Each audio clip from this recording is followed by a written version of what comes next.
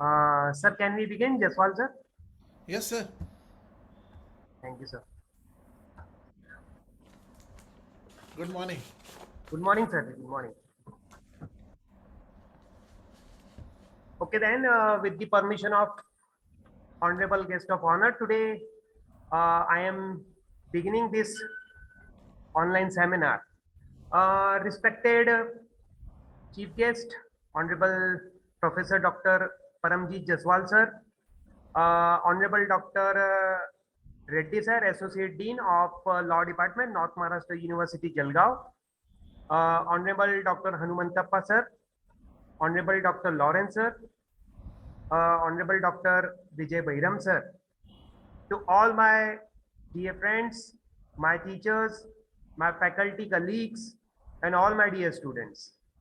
It is our utter privilege to introduce in front of you all our 41st online event in the face of online national level seminar on preparing AQAR report for NAAC in joint collaboration with NAAC Bangalore. My friends, it is my utter privilege to also announce you that this is our third event in collaboration with NAAC, and this is all with due respect because of Honorable Paramjit Jaswal, sir. For me, for you, for all the academicians, it is really important for an institute to have a developing mode always, be it a blooming institute, be it an institute which is already a well established institute, but it is very important for all of us academicians to take our institute at a level where we can proudly say that we work in such an institute. NAAC is one of such an institute which not only motivates us, but because of NAAC only, today you, me, all of us have gathered today.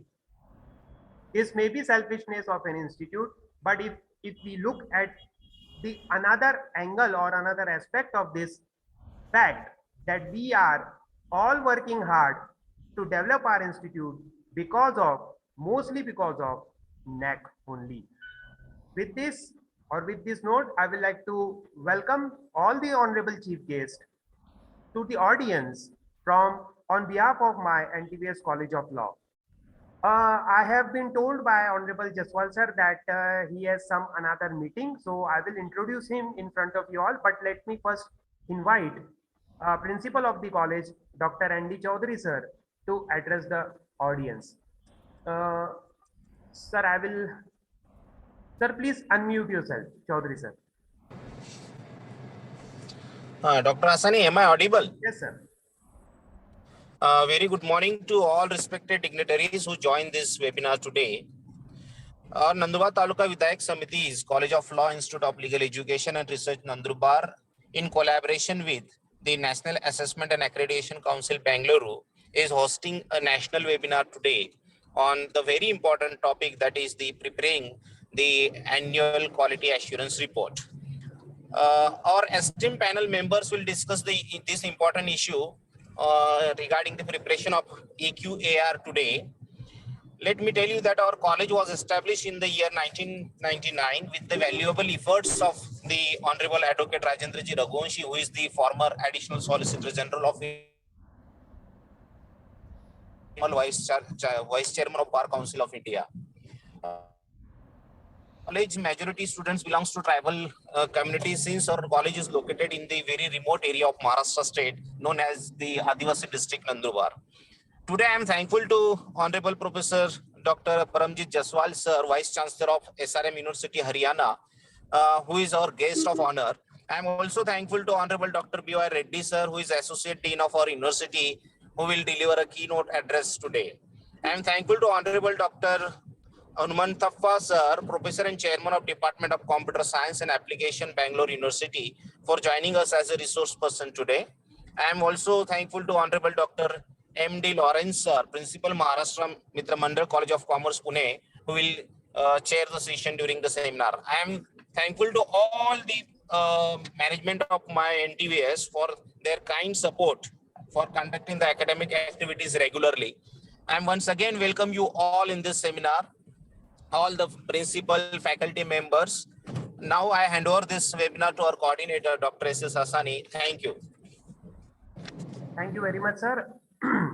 Now it's time to welcome our guest of honor, but it's my duty. Though it is not mandatory, or I should say, it is not required to introduce who Jaswal sir is. But yes, it is my duty being a coordinator, and when we welcome a guest to our institute, it becomes our duty to put up to the audience that what kind of personality we have brought in front of you all.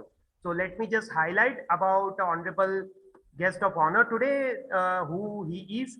So yes, my friends, Honorable Professor Dr. Paramjit Jaswal sir is now working as a Honorable Vice Chancellor of SRM University, Sonepat, Haryana. He is having teaching experience of 38 years, research experience of 40 years. His field of specialization is constitutional law, administrative law, human rights, and environmental law. So far, he has published or edited more than 40 books, to be precise, 44 books. Special mention over here, the book on environmental law written by him was cited thrice by the Honorable Supreme Court of India in the landmark judgment reported as in re noise pollution 2005. Sir has also received many awards, precisely Nehru Centenary British Fellowship Award in the year 1991-92, then awarded Career Award 1994 for Young Talented Teachers by the UGC, awarded Bharat Jyoti Award in 2006. Sir has also been to the various administrative and professional experience posts. Sir is, as I said you, presently Vice Chancellor of SRM University. He was former Vice Chancellor of Rajiv Gandhi National University of Law, Punjab at Patiala. Sir was also the former VC of Hidayatullah National Law University, Raipur, Chhattisgarh. Sir has also worked as former Chairman, Department of Laws, Punjab University, Chandigarh. As I have to really bother about the timings of Honorable guest of honor. He has meeting at 11 o'clock, so not much time I will take. Sir, with folded hand, I welcome you on behalf of my institute to deliver in front of our audience. Sir, please take over. Thank you very much, Dr. Hasni. Honorable Principal Chaudhary of the college, Nandubar, Dr. Hanumanthappa, Professor and Chairman, Department of Computer Science and Application, Bangalore University, Dr. Reddy, Associate Dean of Law Department, KBCNM University, Jalgaon, Dr. Lawrence, Principal, Marathwada Mitra Mandal College of Commerce, Pune, and Dr. Bairam, Principal of BM College of Law, Dhule. Other faculty members and all the participants. At the very outset, let me first of all congratulate the Nandubar College for continuously holding a webinar, seminar, and having a tie-up with the NAAC. Today, this webinar on annual quality assurance report is one of the very important topic which will help all. But I'll start with the apologetic note. Suddenly yesterday morning some meeting came up with the government of Haryana, so I had to go and attend that, and that is why I had to take precedence over all others and even the keynote speaker. So I hope you understand the compulsion sometime at the head of the institution, and I will not be able to participate the whole day. With this apologetic note, I would straight away come to the topic. The NAAC wants us the improvement in quality of the educational institution, and that is why we have this accreditation and assessment which is valid for 5 years. But in 2017, the NAAC revised its accreditation framework, and accordingly the annual quality assurance report format was also revised. Actually, the NAAC or effort on the part of the NAAC is to ensure that it is not that when the accreditation or assessment is to be done after 5 years in the second, third, or successive cycles, only then you work hard. The NAAC wants that there should be continuous improvement of the institution. The all parameters they should be addressed by the institution, and with that objective, the concept of annual quality assurance report has been introduced by the NAAC. As the name indicates, it's an annual quality assurance report. So it is to be submitted annually by the institution which have been accredited in the first cycle. Thereafter, every year they are supposed to upload the annual quality assurance in the different parameters, to which I'll come briefly in a little while. There are some few very important things about AQR which must be kept in mind, and the most important thing is that if your AQR is rightly written, it is rightly submitted to the NAAC, then your SSR becomes very easy. You can write your SSR on the basis of your 5 AQAR. AQAR has to be written annually, as I said, and this period is the academic year, not the calendar year. And now, after I think it is January 2019, it is to be only on online. No hard copy is required to be submitted. So it is an online submission that is there with regard to the AQAR. Generally, the question is asked, how do we log in? Or the login ID is AQR will be the email ID which is used for the institutional information for the quality assurance, what you call IIQA, Institutional Information for Quality Assurance. So the preceding year quality AQR is to be uploaded before 31st of December. And in this, we have to address, there are 3 components which I'll address. There are qualitative metrics also. When you submit your SSR, the qualitative metrics are required to be filled in about 500 words. Whereas when you submit your AQAR, then they have to be in 100 or 200 words only, because this is only for 1 year. The AQAR has 3 components, or broadly speaking, you can have the 2 components. Part A. Part A has further 3 components. First component of Part A is your information of the institution, what we call data of the institution, which is very simple. In this, you have to give the name of the institution, designation, your email ID, PIN code, etc. Then your information about your IQAC, whether it has been constituted properly or not. So therefore, it is very important that before you start the process of AQAR, you must ensure that your IQAC is constituted as per the latest guideline of NAAC as well as the UGC. Similarly, one of the most important thing which generally is ignored by the institution is with regard to the academic calendar. So academic calendar has to be prepared, and that has to be followed, and that is required to be uploaded in this Part A of the AQAR. That is the first component. The second component is a newly introduced component after the new education policy came, and that is the institutional preparedness for the new education policy of 2020. Here, maximum description within 500 words is to be given, but it also have 5 or 6 further components. The first component of this second part, that is the institutional preparedness of new education policy, is a multidisciplinary or interdisciplinary approach in the teaching. So the new education policy, as we all know, has emphasized on the holistic multidisciplinary institution.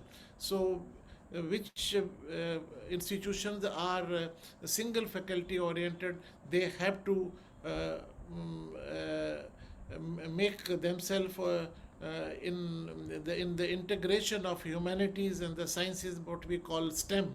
STEM is science, technology, engineering, and mathematics. So they are a combination. Similarly, we have to introduce the choice-based credit system in the courses, and in the teaching, the emphasis is that projects in the area of the community engagement or environmental education and value-based education, that should also be introduced. The second part of this component is that is the academic bank of credit. The new education policy has the exit, multilateral exit and entry. They can carry the earned credit and subsequently they can go to the different institution or they can join later. Exit is there, and after some time again the same credit can be taken to continue the study. So the academic bank of credit as proposed in a new education policy, that has to be adopted by the institution. That is very important. The third part is the skill development, that there is the emphasis on not only value-based education, but the new education policy expects that education which is provided by the institution, that should be based on skill. And the emphasis is also on the teaching of the local language. In addition to the language or the medium of instruction, the local language should also be encouraged. And focus should also be on the outcome-based education. That is the most important shift the new education policy, as we find in foreign institution, that has been introduced here. And similarly, the new education policy also talks about making use of the MOOCs and the SWAYAM platform as far as the teaching is concerned.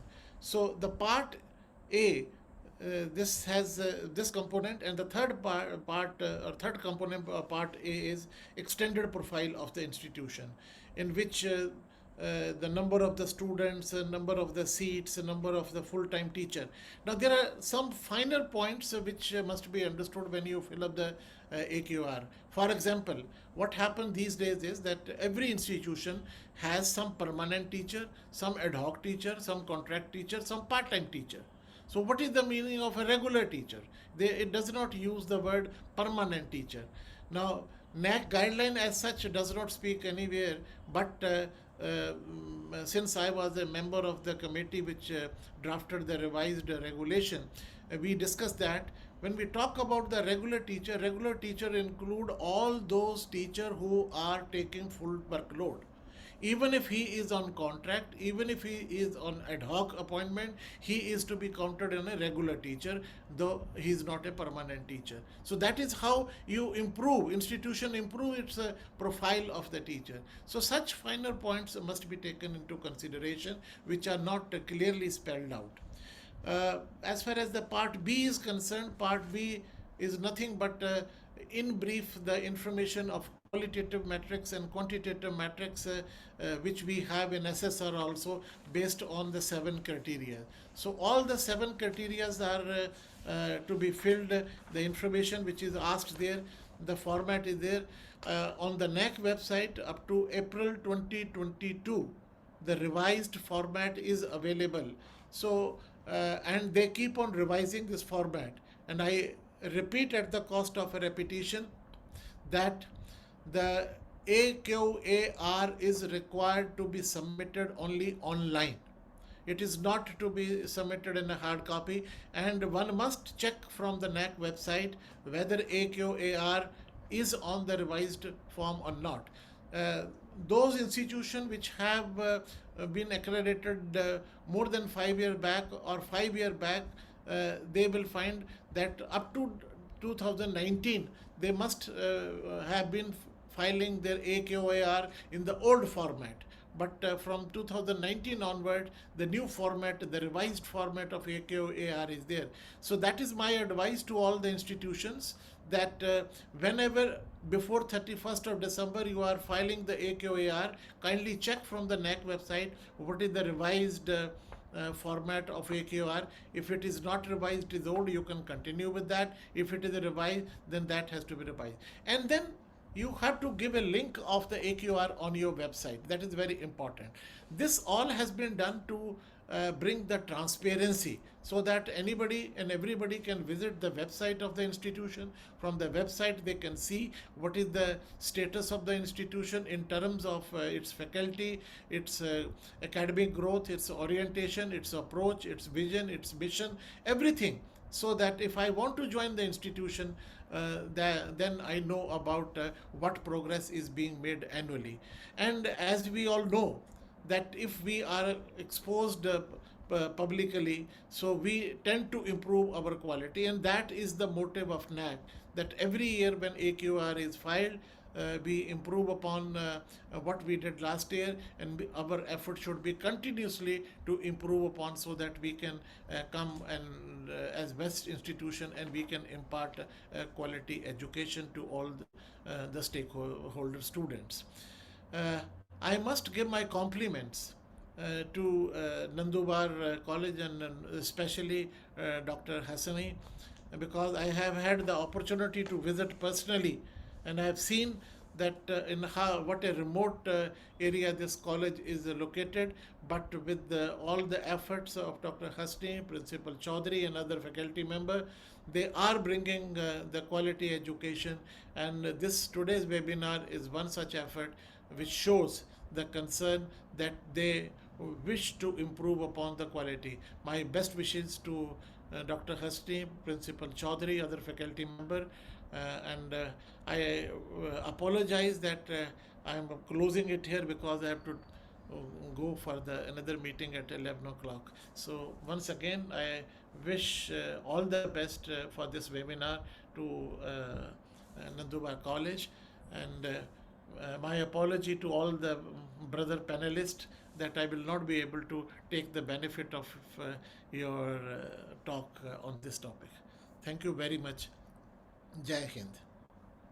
Thank you so much, sir. Always you are an inspiring personality, and I am really fortunate enough that in life I got an opportunity to spend 3 days with you during your next visit to our college, sir. And because of you only, because of your advices only, I am able to work so much under the IQAC for my college. And yes, sir, you rightly put out that being in a tribal area, we are having some of the limitations, but we are striving hard to work to give a quality education in our tribal area. Sir, I will not let you go like this. I request to inaugurate our book online by reading the contents of that book, sir. So just give me couple of seconds so that I can share the publication book which we are releasing. Sir, you might be able to see on the screen, sir. So please Yes. read out the contents of the book, sir. So preparing annual quality assurance report for NAAC. Editor is Dr. S.S. Hassani. And Dr. Andy Chaudhary, sir. That is a mistake that publisher has made. Dr. Andy Chaudhary. That's another feather in the cap of the college. See, they do not only believe in talking online, but they have brought it in black and white publication. These days, we are, most of us, we are very happy to speak, but we hardly put in black and white anything in writing. We are exposed more. So congratulations for this book to both of you, Dr. Hassani as well as Dr. Chaudhary.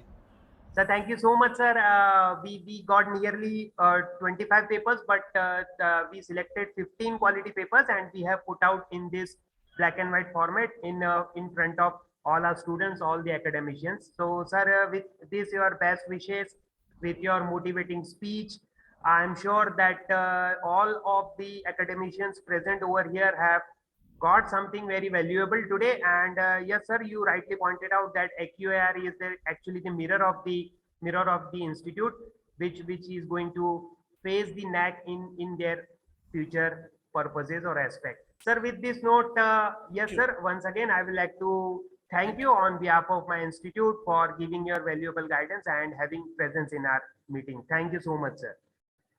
Uh, this was the Honorable Paramjit Jaswal sir in front of you all. Now it is time to welcome our next guest, and the keynote address will be given by Honorable Dr. Reddy sir, who is to whom I will introduce in front of you all, who is now presently an associate dean in law department of KBC North Maharashtra University Jalgaon. He is also a principal in SS Maniar Law College Jalgaon. Sir has been the part and parcel of the development of law faculty, especially in our North Maharashtra region. Sir is a very genius person as far as research area has concerned. Sir has guided so many students in their research work. Sir has published various books also at national and international level. Sir has been participated in and presented their paper in national and international seminar and conferences. Sir is also part and parcel of various administrative committees of North Maharashtra University, Jalgaon. So, sir, with this note, I will like to welcome on behalf of my institute to this national level seminar. And sir, I request you to please address to the audience. Sir, I will just request you to unmute yourself, sir, please. Yes, thank you, Dr. Hassani, so for introducing, and so very good morning to all. And NTVS College of Law Nandurbar and NAAC jointly organizing this multidisciplinary online national seminar. So specifically preparing AQAR. So for that, today's chief guest, Honorable Professor Dr. Paramjit Jaswal sir, Honorable Vice Chancellor, has given an elaborate speech. We can consider it on this specific area. He who has enlightened as a chief guest itself can be considered as a keynote address. And because the topic is very specific, and the today's chairperson, who is MD Lawrence, Principal, Marathwada Mitra Mandal College of Commerce, Pune, and the resource person Hanumantappa, so Professor and Chairman of Department of Computer Science, Bangalore. And today, so valedictory functions guest, so Dr. Professor Y.V. Bairam, Principal, Dr. Babasaheb Ambedkar Law College, Pune. So he is my close friend and associate, and the host, so Dr. N.D. Chaudhary, Principal of NTVS Law College. So we the three are principals of this North Maharashtra University grantable colleges. And Dr. Hassani, who is the IPAC chairperson, IPAC coordinator of NTVS Law College, associate professor, who is taking strengthy and valuable things for the purpose of sustainability of the institution. Friends, now I would like to say that, so since long, this education institution, how it has been maintaining, and what type of things has to be introduced, why the change is necessary, and what is the importance of this NAAC, and specifically for the purpose of quality and each and everything what we are necessary to follow. Firstly, we have to say that so drawbacks were there even before existence of University Grants Commission Act, UGC Act 1956. So there was so many drawbacks in different dimensions which was there.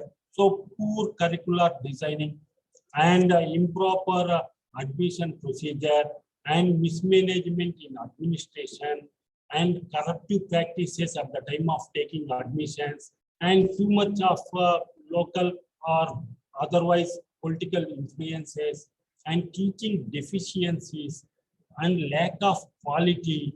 So, and dedicated teachers were not available So these things, even till today, we can see in some of the institutions where it may be in taluka places like that, and poor environmental conditions, lack of infrastructural facilities, lack of financial management, so improper evaluation of examination papers, all these things. This is the 11 commandments, which are drawbacks in every education institutions, not today, even long back.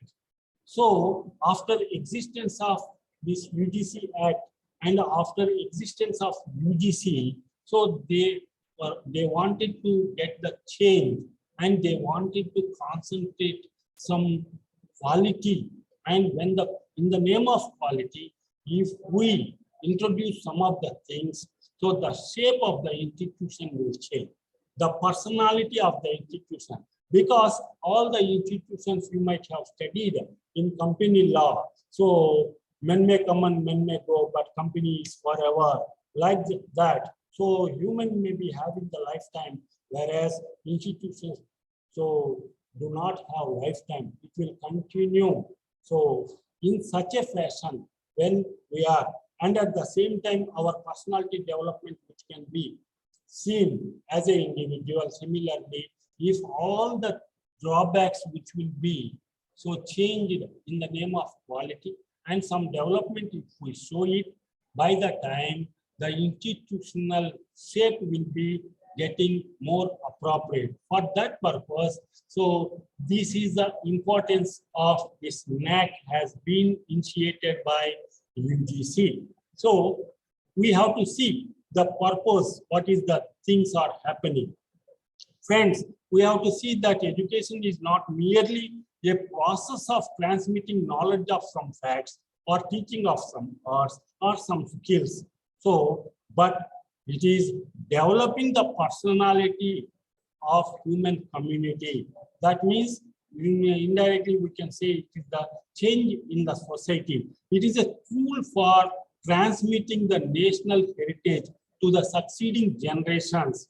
Its aim is not merely affect the development of social, cultural, moral, political, or so aesthetic aspects of individual or a group of so individual, but also to make the better, build up a better society, so that the necessary steps have been taken by the UGC when it was came into force in 1956. It was expected the quality in higher education, the quality word which they have so placed for the purpose of changing the scenario among the educational institutions, specifically higher educational institutions, by using their statutory powers.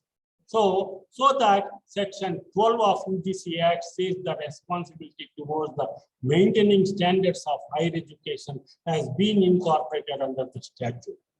Keeping this view, the UGC is issuing timely circulars, notices, schemes, and what ought not. It is only for sustainable development of colleges and universities. Moreover, we are well aware that the education was in the state list in the Constitution. That changed, that amendment, the constitutional amendment in 1976 brought education to the concurrent list, making the central government more responsible for quality improvement of higher education. Friends, as a part of responsibility of the UGC has taken initiative steps for establishment of NAAC as a registered autonomous body on 16th September 1996. So almost now 28 years have been completed. Still, some of the institutions have not yet completed even a single cycle of NAAC. So friends, you are well aware that for the purpose of introducing the NAAC, so many initiatives was taken. So initially in 1986, the UGC constituted a 15 members committee under the chairmanship of Dr. Vasanta Gaudikar, and subsequently they have placed this committee report and they have taken 15 regional seminars and also one national seminar. Even after that, they could not come to conclusion. And Dr. Sukumaran Nayer's a report has submitted to the UGC. After that, the new education policy and its related things for the purpose of improvement of educational institutions have been taken discussion by discussion several times. So finally, in 1994, Dr. G. Ram Reddy committee appointed for finalizing the memorandum of association, rules, regulations, and accreditation board. Finally, on 16 September 1994, it has established at Bangalore. Here, so why these things were the drawbacks which initially I have placed here, and for that, in the manner of shaping, changing the reasons is in the name of standard. British Standard Institution defines quality as the total features and characteristics of the product or service that bear its ability to satisfy the stated or implied needs. So the teachers, principals, management, and heads of departments, planners, policymakers, and each and everybody is facing the difficulty. The worry is about the quality. The quality. So for that, what are the things? One is competition is more, and another one is customer satisfaction. Third one is maintaining the standards in the institution, and accountability is also another question, and improving the employee morals and motivations. So credibility, prestige and status of the institution, and image and visibility is also an essential ingredient for the purpose of development of quality and its need. So that we have to incorporate, and this NAAC, which helps to improve the quality. The changing scenario can be made in the higher education institution. For that purpose, we can see that it encourages the institution for self-analysis, self-introspection, self-evaluation. This is one thing. The another thing is it enables the institution to review the SWOT analysis, strengthens weaknesses, threats, and opportunities. The another thing is it helps to maintain accountability, autonomy, and innovations and research activities. See, in each and every dimension, it is taking place. It is concentrating the NAAC, and we are submitting what it requires that we would like to discuss. And it compels the institution to develop the infrastructural facilities. For that, UGC also rank wise. Today, UGC through RUSA, and earlier in the 11th plan merger schemes, and prior to that in the 10th plan, many schemes they have introduced and they have given for the purpose of development. Now we can say that n number of colleges which are having women's hostel, boys hostel under UGC scheme, auditorium, what or not, several things have been. And the rank A-grade colleges will have preference for so many things. Even in RUSA, they are entitled to get additional advantage. And the privileges and more strengthening the institutions under the statutory provisions, pool for excellence and potential for excellence, like that they are incorporating. In such and such circumstances, it compels the infrastructural facilities. Why? Because the UGC will initiate steps. Identifying, analyzing, and after getting the identifications, it will introduce some of the things for the purpose of development in the education. Which will give a quality education in each and every institution.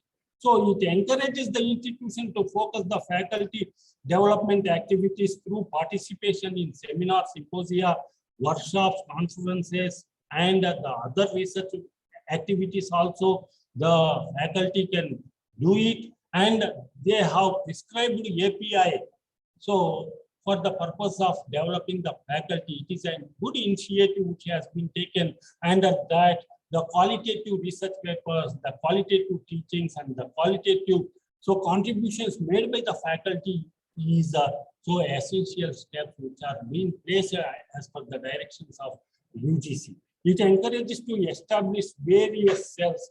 So friends, in every faculty, they are maybe well aware, n number of committees are there, n number of cells are there. So among them, we can show that best practices as well. So due to this, every individual involves the process with particular role, responsibility, and it is an opportunity to develop the institution, so the potentials and attachment towards the institutions as well. So friends, we can say that it helped enhancing the competitive capacity, competitive ability of every individual, that may be the student, that may be the faculty, that may be the principal. So everybody can develop their role. For that purpose, the NAAC has been placed 7 criteria, you are well aware. So, but here we can say that assessment of higher education system placed under 7 criteria. Each and every criterion covers each and every area. So seems to be very simple, and who are facing, there is a theoretical discussion is more satisfactory to everybody. When an IQAC coordinator and a principal sitting before the desktop for preparation for submission, there the problems will be coming over, which they could not be in a position to explain. Because whatever the drawbacks I have highlighted in the initial 11 commandments, so that 11 commandments, how to fulfill, it depends upon institution to institution, locality to locality, place to place. So the difference will be there. The fulfillment of conditions may be unsatisfactory. That is why. So firstly, we were submitting LOI. Afterwards, we were submitting SSR or RAR for rehabilitation, whatever it may be.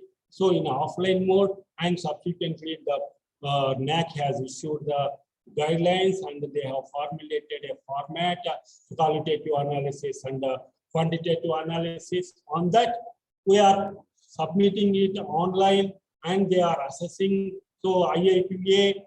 So afterwards, we are submitting SSR for 70% each and everything they are assessing, and subsequently DVV, and within a short span of time they have to comply the queries which has made by the NAAC, and subsequently within a 15 days or a month the committee will visit. So with their own norms, like that it has been placed. So why and how these things, one side theoretical things, and practically how to fulfill these conditions, and here the each and every criterion covers the entire scenario of 360 degrees. So for that, curricular, number 1, curricular aspects.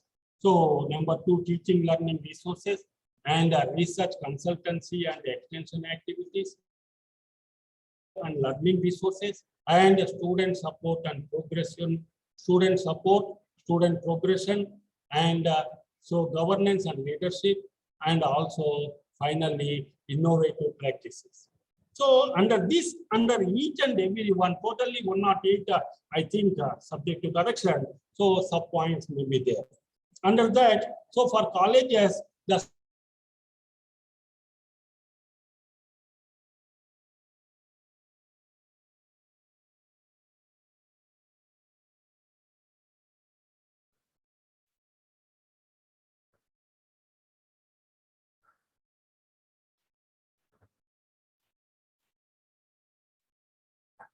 Reddy sir.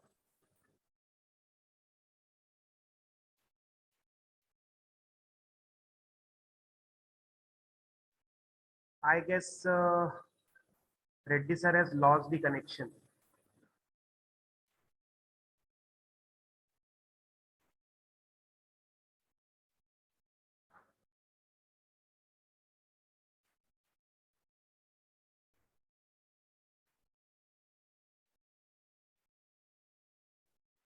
Participants are requested to just hold on for a couple of minutes. I am contacting Dr. Reddy sir and we will then continue.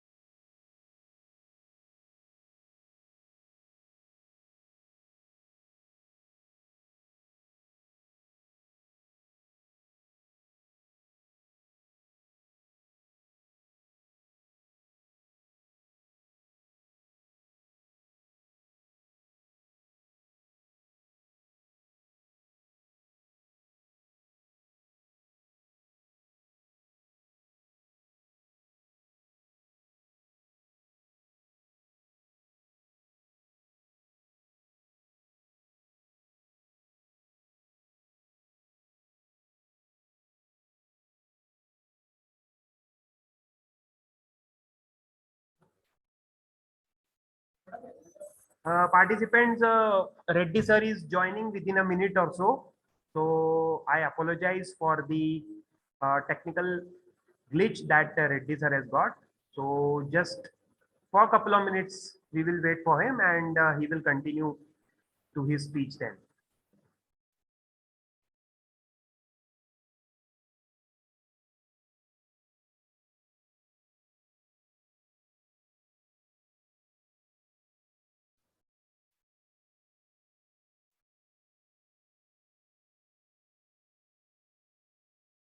Yes, Reddy sir is back and sir, you have not joined the audio. Please switch on to your audio so that we can hear you.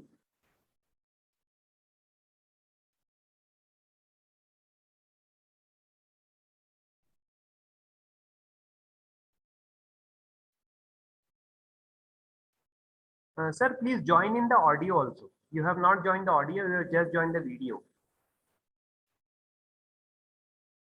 Hello. Yes, sir. Now you can unmute yourself, please, sir. Sorry for technical so error was happened. I could not continue again. I am joining it anyway. So it is on the climate stage of my address, which relating to importance of NAAC and quality assurance cell report in each and every year.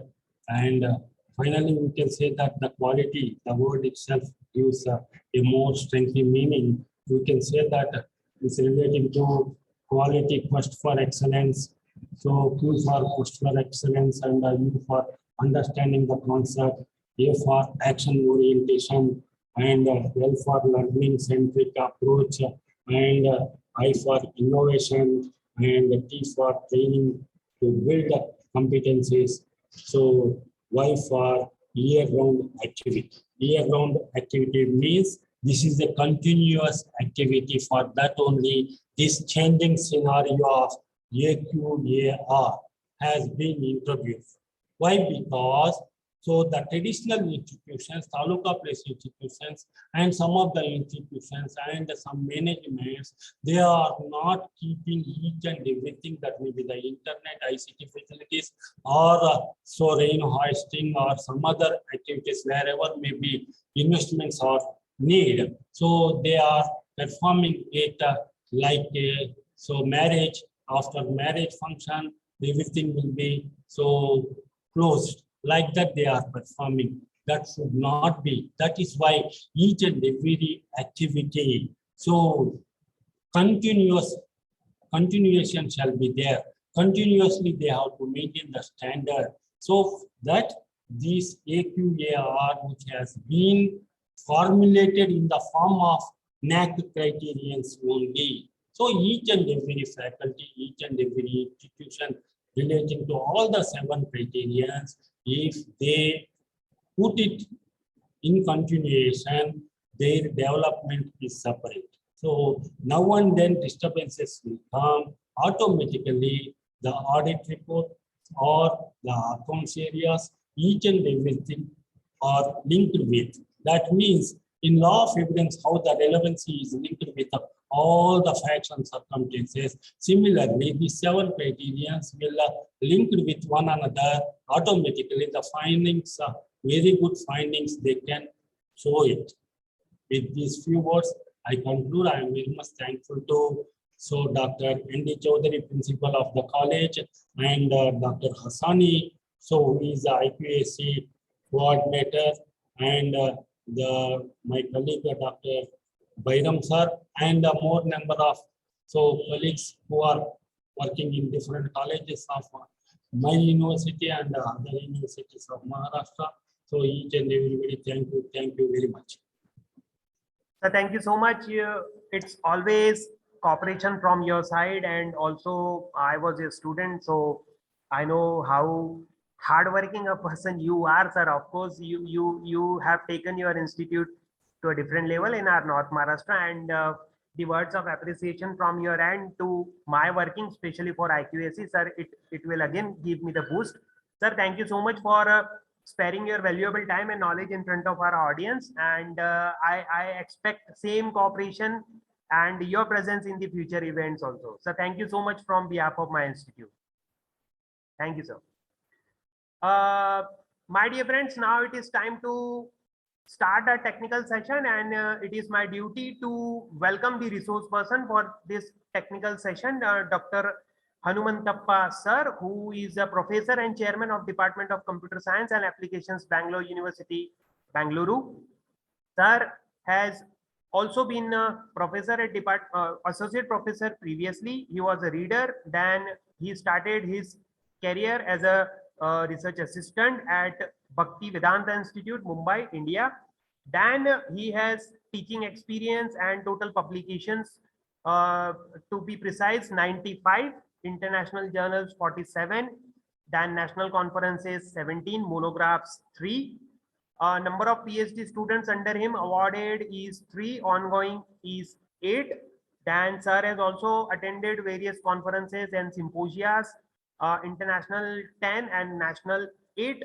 Sir is also recipient of Dr. Radhakrishnan Gold Medal Award by Global Economics Progress and Research Association, that is called as JEPRA, Tamil Nadu. Sir was appreciated by Bangalore University for carrying out original research work in the field of data mining. Sir has also won prize for the best paper presentation at NCSC at CMRIMS Bangalore. Sir has also been at various administrative posts. He has worked as IT head, Bangalore University. Then sir also was executive committee member of G Tantra National IT Fest 2006. This list is very big as far as biodata of Dr. Hanumantappa sir is concerned, but I will not take much more time, and now I will invite to our resource person to address in front of audience. Sir, I welcome you on behalf of all the participants and my institute. So welcome, and please start your presentation. Good morning, Professor Hassani. I would like to share the screen. It's disabled. Just a second, sir. Am I audible? Let you permit, sir. Yes, sir, please. Sure, sir. You can share it now.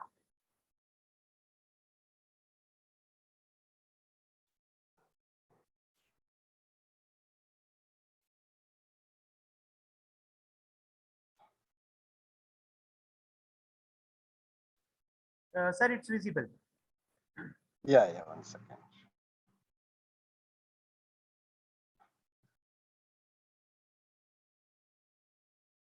Good morning. First of all, let me thank the organizers for giving me this opportunity to be a part of this national level workshop on the NAAC accreditation process. and especially with reference to this preparation of the AQAR. And I am very much thankful to the principal, Professor Chaudhary, and the IQAC director, and all the chief guests and the guest of honors, whoever is involved in this webinar. And also a special thanks to my friend, Professor Sudesh, who is the law professor of our university, who introduced me to this forum of excellence. So friends, am I audible? Professor Asani? Yes, sir, you are Hello. audible. Sir, And the screen is shared.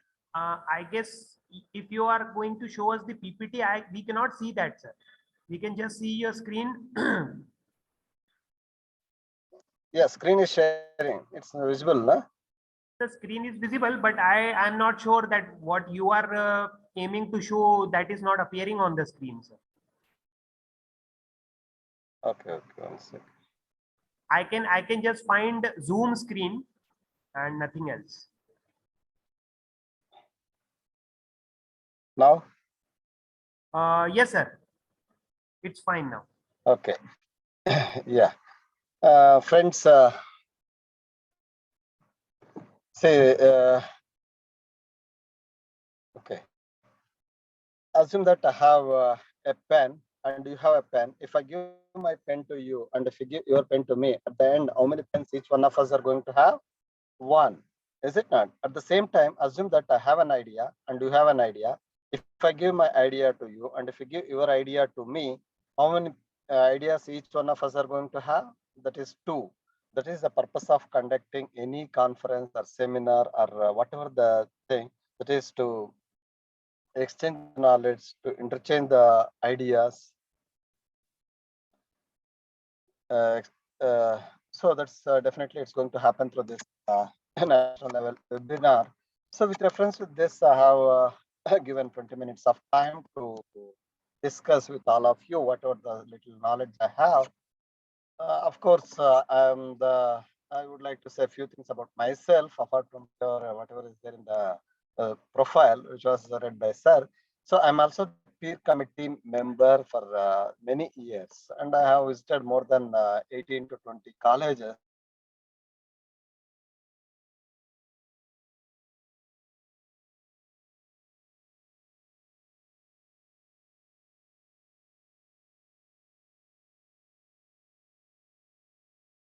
ICT of the NAAC. So friends, with this knowledge or whatever I have chosen the topic quality assurance in higher education with a special reference to NAAC.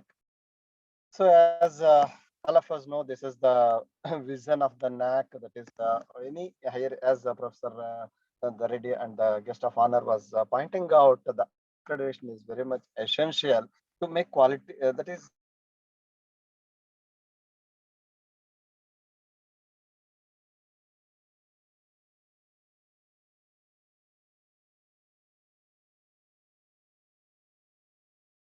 combination of self and external quality evaluation, promotion, and sustains initiatives. So, and also they have framed this is the mission of the NAAC is, all of us know these statements, to arrange the periodic assessment and accreditation of the institution of higher education or units thereof or specific academic programs or projects, to simulate the academic environment for promotion of quality in teaching, learning, and research in higher education institution, to encourage self-evaluation, accountability, autonomy, and innovations in higher education, to undertake quality-related research studies, consultancy, and training programs, and to collaborate with other stakeholders of higher education for quality evaluation and enhancement. So NAAC methodology for assessment and accreditation is very much similar to that of followed by the quality assurance agencies across the world, and consists of self-assessment by the institution along with external peer assessment organized by NAAC. So the NAAC has kept, these are the core values for this. And there chosen some of the core values for while doing this NAAC accreditation process.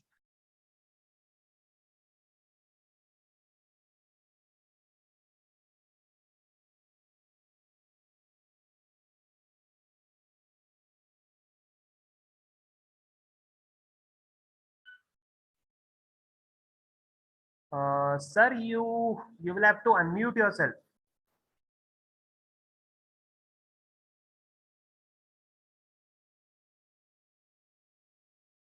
Sir, please unmute yourself, sir.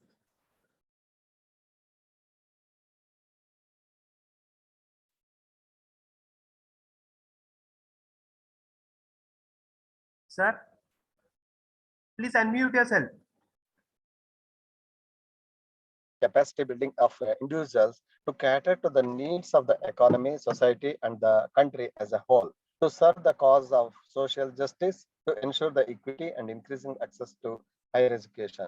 So that is the first thing is contributing to the national development is one of the primary key. NAAC looks into this ways in higher education have been this one. And the second core value, which is chosen by the NAAC, is fostering global competencies among students. That means whatever the student, whoever the students are coming out of any higher education institution, they must be competent enough globally or internationally. So that is even this one. So as keeping in that in mind, this core value is framed that is escalating developments at the global level and localizing and globalization of economic activities necessitate development of skilled human resources of a higher caliber and increasing demand for internationally acceptable standards in higher education. So this requires that the higher education should be innovative, creative, and entrepreneurial in approach. To achieve this, it should establish the collaboration with the industries, network with the other institutions, foster a close world of skilled work. So that is, and the third, this one is inculcating a value system among students. That is more important than the skills, whatever they have. So basically, our country is with cultural pluralities and diversities. It is essential that students imbibe the appropriate values corresponding to social, cultural, economic, and environment realities at the local, national, and universal level. Core universal values like truth and rightness, apart from the other values emphasized in the various policy documents of the country. Values such as cooperation and mutual understanding have to be reiterated and re-emphasized at the higher education through appropriate learning experiences and opportunities. So, and the other core value which is chosen is promoting the use of technology. Based on these core values, only the criteria, and that is whatever the 7 criteria we have, all those things are formed. And most significant development today are attributed to the impact of science and technology. So using modern tools and technological innovations in the day-to-day life have advantages. There should be corresponding changes in the use of new technologies for teaching, learning, and governance of ITIs. Technological advancements and innovations in educational transactions have to be undertaken by all HEIs to take a visible impact on academic development as well as administration. So our HEIs, that is higher education institutes, can perform as good as their global partners if they adopt significant technological innovations. So traditional methods are less motivating to a large number of students to keep pace with the development in other spheres to enrich this core values promote, and that is used. So the campus community must be adequate prepared to make use of the information and communication technology optimally, be alert to invest in hardware with the technological developments and to orient the faculties suitably to using technology as a learning resource, managing the activities of the institution in a technological enabled way for effective institutional functioning. So for example, the documentation and data management, electronic data management and institutional website to provide ready and relevant information to stakeholders. In other words, effective use of ICT in higher education institutes will be able to provide ICT literacy to the campus community using ICT for resource sharing and networking, adopt ICT enabled administrative process. So keeping all these things in mind, so how the HAI have put in place their electronic data and management. electronic resources and their access. So this criteria are formed. And the quest for excellence, that is, this is also one of the core value. So HAI should demonstrate a drive to develop themselves into centers of excellence by contributing to nation building and skill development of students. Excellence in all that they will contribute to the overall development of the system of higher education of the countries as a whole. The quest for excellence could start with the assessment by the establishment of the steering committee for the preparation of the self-study report of an institution. Another step in this direction could be the identification of the strengths and weakness in the teaching and learning process as carried out by the institution. So the 5 core values from the foundation of for the assessment of the institution and volunteers for the accreditation by NAAC. So as all of us know, the revised assessment and accreditation framework, which is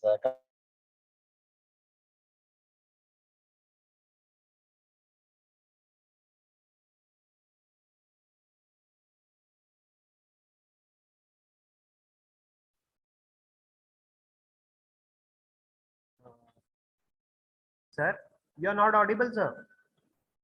quantitative indicator, evaluation, Yes, you can continue and now. move towards You are audible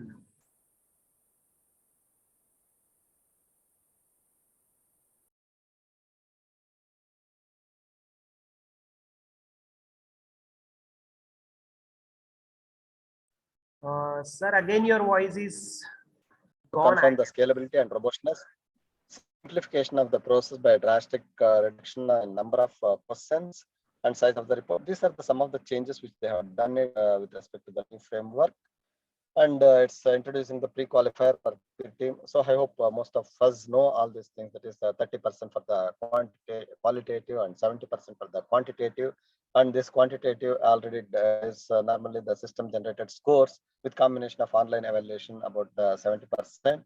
So normally whenever we are going to prepare the SSR or whatever the AQAR, we must be very much, we have to take utmost care, because this is the one which is going to give us the appropriate grade.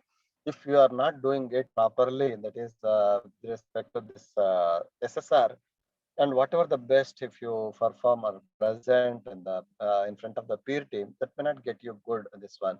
So we have to prepare this SSR, and also they have differentiate the metrics, weightages, and benchmarks, and all those things. So, and important prerequisite for applying the for accreditation is the institution attending to apply for the assessment and accreditation by NAAC need to mandatory upload the information of on all that is Aisha portal, that is All India Survey of Higher Education. So Aisha code is one of the pre-requirement for registration. And the assessment process will be carried out in 3 stages. The first is self-study report and student satisfaction survey, that is SSS, and the peer team report. So the assessor has a total of 121 metrics for affiliated and constituent colleges covering 7 criteria. And the assessor has 2 kinds of metrics, that is quantitative as well as the qualitative. So quantitative, those requiring quantable facts and figures as data which have been indicated as QNM, and qualitative metrics, those matrices requiring are accordingly named as QLM. So as a quality indicator framework, that is the criteria-based assessment from the forms the backbone of assessment and accreditation process of NAAC. The 7 criteria represent the core foundations, functions, and activities of a HAI. So in the revised framework, besides the previously existing academic and administrative aspects of institutional functioning, emerging issues have been included. So the 7 criteria, that is curriculum aspects, teaching, learning, and evaluation, research, innovations, and extension, infrastructure and learning resources, student support and progression, governance, leadership, and management, institutional values and best practices. So under each criteria, a few indicators are identified, and based on that, the thing is going to be evaluated. So you can see this distribution of this criteria. So that is whatever the criteria.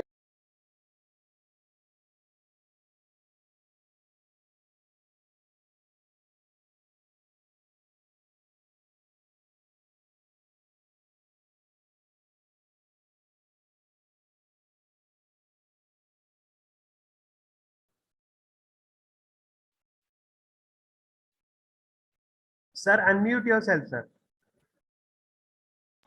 Okay.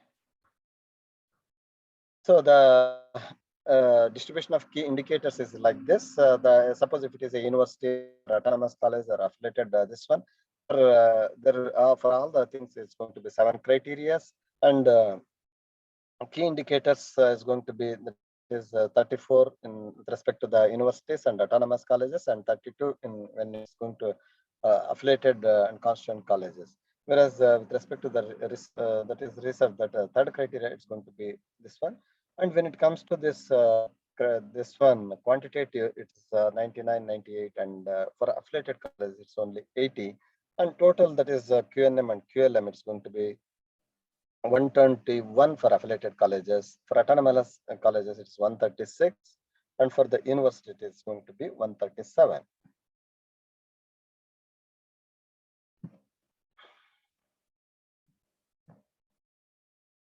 And if you consider this criteria wise, that is the distribution of it is across the key indicators. So curriculum aspects, that is the first, this one criteria, where it's going to focus more on the curriculum design and development, curriculum planning and implementation, academic flexibility, curriculum that is enhancement and feedback system.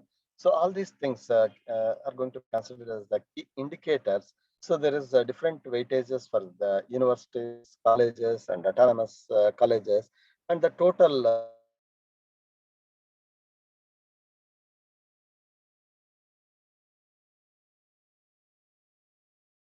colleges. And if you take the second, this one, teaching, learning, and evaluation, student enrollment and profile, that is the one. So catering to the student diversity, teaching, learning process, teaching profile, and so the first criteria focus on the curriculum, and the second criteria focus on the teaching and teaching learning. So where we are going to have the catering to the student diversity, teaching learning process, teaching profile and quality, evaluation process and reforms, students performing and learning outcomes, student satisfaction survey. All these things put together, there will be 200 this one score, and for affiliated colleges it is 350. For the universities it is going to be 200. For the autonomous colleges it's going to be 300. And next, this criteria is research innovations and extension, which plays one of the important criteria where most of the HEIs are going to face with this problem. So where they're going to lose the marks in this one only, because they may not be having a good number of publications, or even if they have good number of applications, they may not be able to present, or they may not be able to upload the things. So you have to take care of that. So here the key indicators which are considered as promotion of research and facilities, research mobilization for research, innovation ecosystem, research publication and hours, consultancy, extension activities, collaboration. So again, 250 for the universities and 150 for the autonomous colleges, 120 for the this one. And the next criteria is going to be the student support, and that is student support and progression, where it's going, that is the different criteria, that is alumni and student, that is progression, student participation in various activities are going to be considered here. And it's going, the affiliated colleges are going to have more weightage, that is 130, whereas the universities and autonomous colleges are going to have 100. And the next, the sixth criteria is going to be governance, leadership, and management.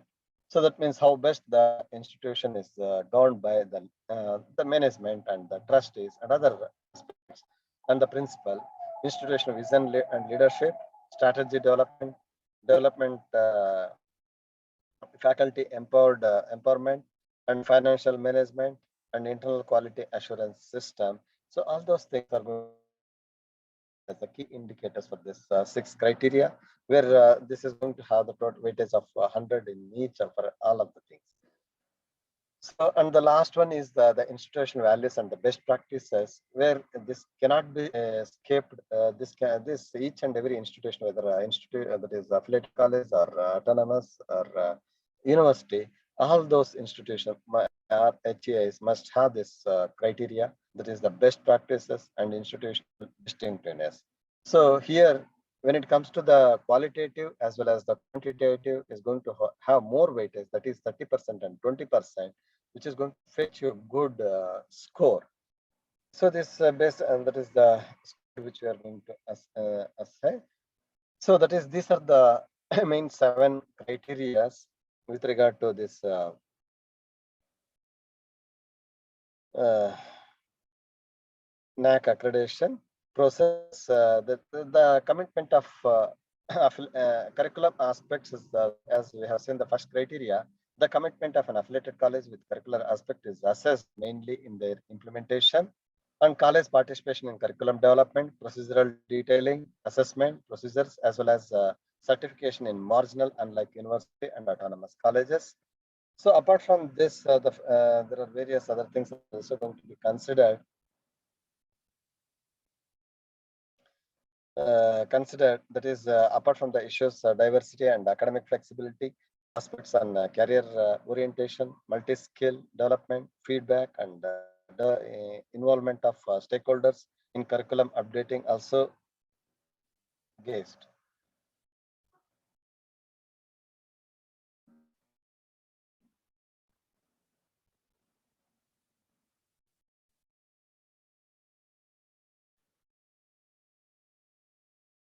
So the key indicators, as we have seen, that is curriculum design and development, curriculum planning and implementation, academic flexibility, curriculum enrichment, and feedback.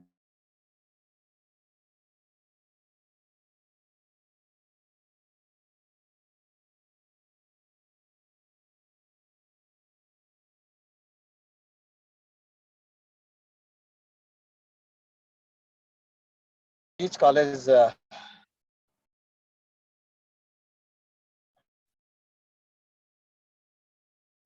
one second. Sir, your voice is breaking, sir.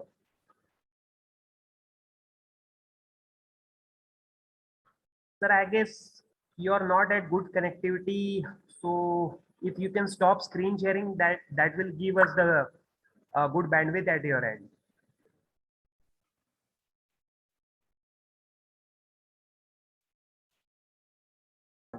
Analyzing it, identifying and drawing the significant indicators to enhance the learning activities. So like this, these are the 7 criteria which any institution needs to adhere while preparing the AQAR or even the SSR. So once my sincere request or that this thing, please take utmost care while preparing the SSR. It's even the AQR, you can little bit do something, but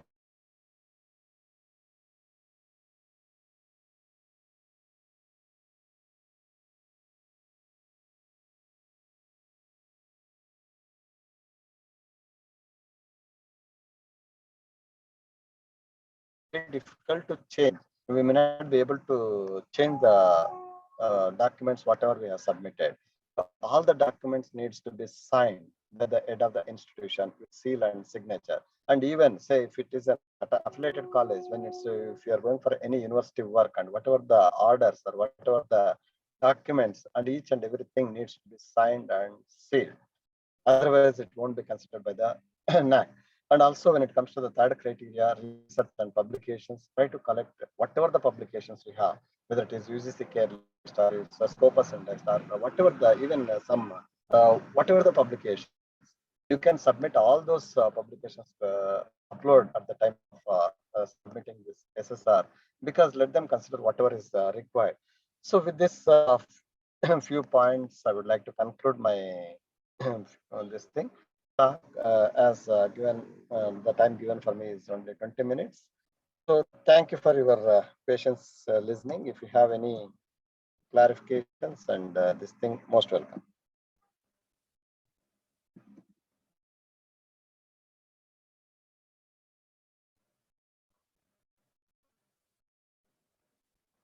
Hello.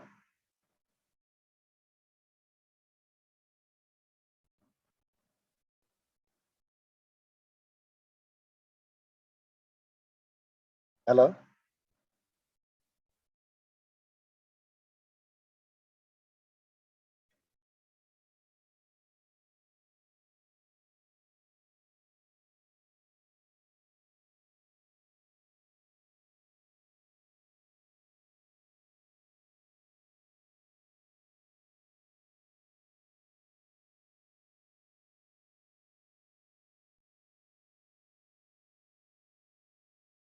Hello.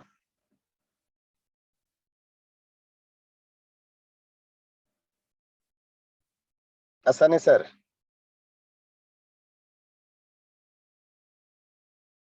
Yes, sir, you can stop screen sharing, sir, please. Okay. Stop the screen sharing. Okay. Thank you for your patience listening. Thank you. Yes, thank you so much, sir.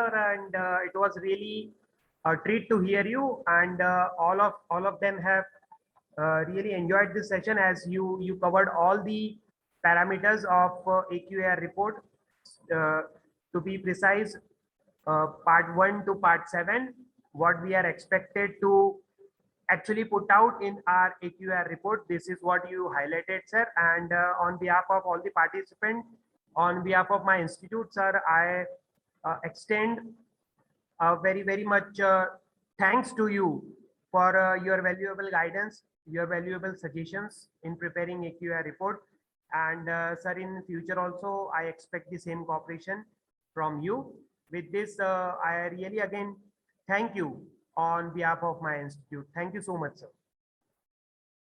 So participants, now it is time to start the paper presentations. And uh, just just I will let you know what are the guidelines of the paper presentation. Participant, as you all know that I already told you that you will be allotted maximum of 5 minutes for your presentation. We expect that you just highlight what you have put in your paper and not read out the paper. Just give an idea that what kind of introduction you have given to your research paper, what kind of contents it has, and finally what is the conclusion or suggestion you want to give through your paper. You will have to on your video and share the screen for your PPT presentation. Already I have given the list of paper presenters, and accordingly number wise you are supposed to present the paper. In case any participant is not, if I call out any participant, if he or she is not able to start his or her presentation due to technical glitches or what, then immediately next participant would be call out to present the paper. Before we start, let me just announce you that the session chair for this session is Honorable Dr. M.D. Lawrence, sir, to whom I will introduce at the end of all the presentation when he will deliver his speech to all the participants. To Lawrence, sir, just to give an idea that we have got 13 paper presentations in this session now. And I'm happy to share with you all that I have got this 13 paper presentation with 10 different states of India. So we have variety of participants from various states of India, Karnataka, Kerala, Goa, Maharashtra, Madhya Pradesh, UP, Bihar, and West Bengal. So like this, near about 10 to 11 states, participants from this 10 to 11 states are taking part in this presentation session. So with this, again, once again, I welcome you all, also congratulate you all, and thank you all for putting out your research papers to our institute, and then we have put these research papers into the publication, which soon that is going to be handed to you in the future. So with this, I would like to welcome the first participant. So who is the first in the list can start his or her presentation. I am giving the permission to share the screen. You can please start.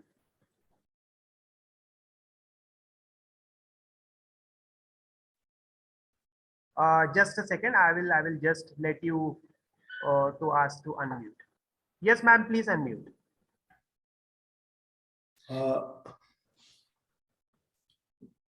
Good afternoon, everybody. My name is S.K. Bose, and with me, Dr. Varsha Bahini, the Associate Dean, School of Law, Manavcha University, and I'm Associate Professor, School of Law, Manavcha University, Delhi, NCR.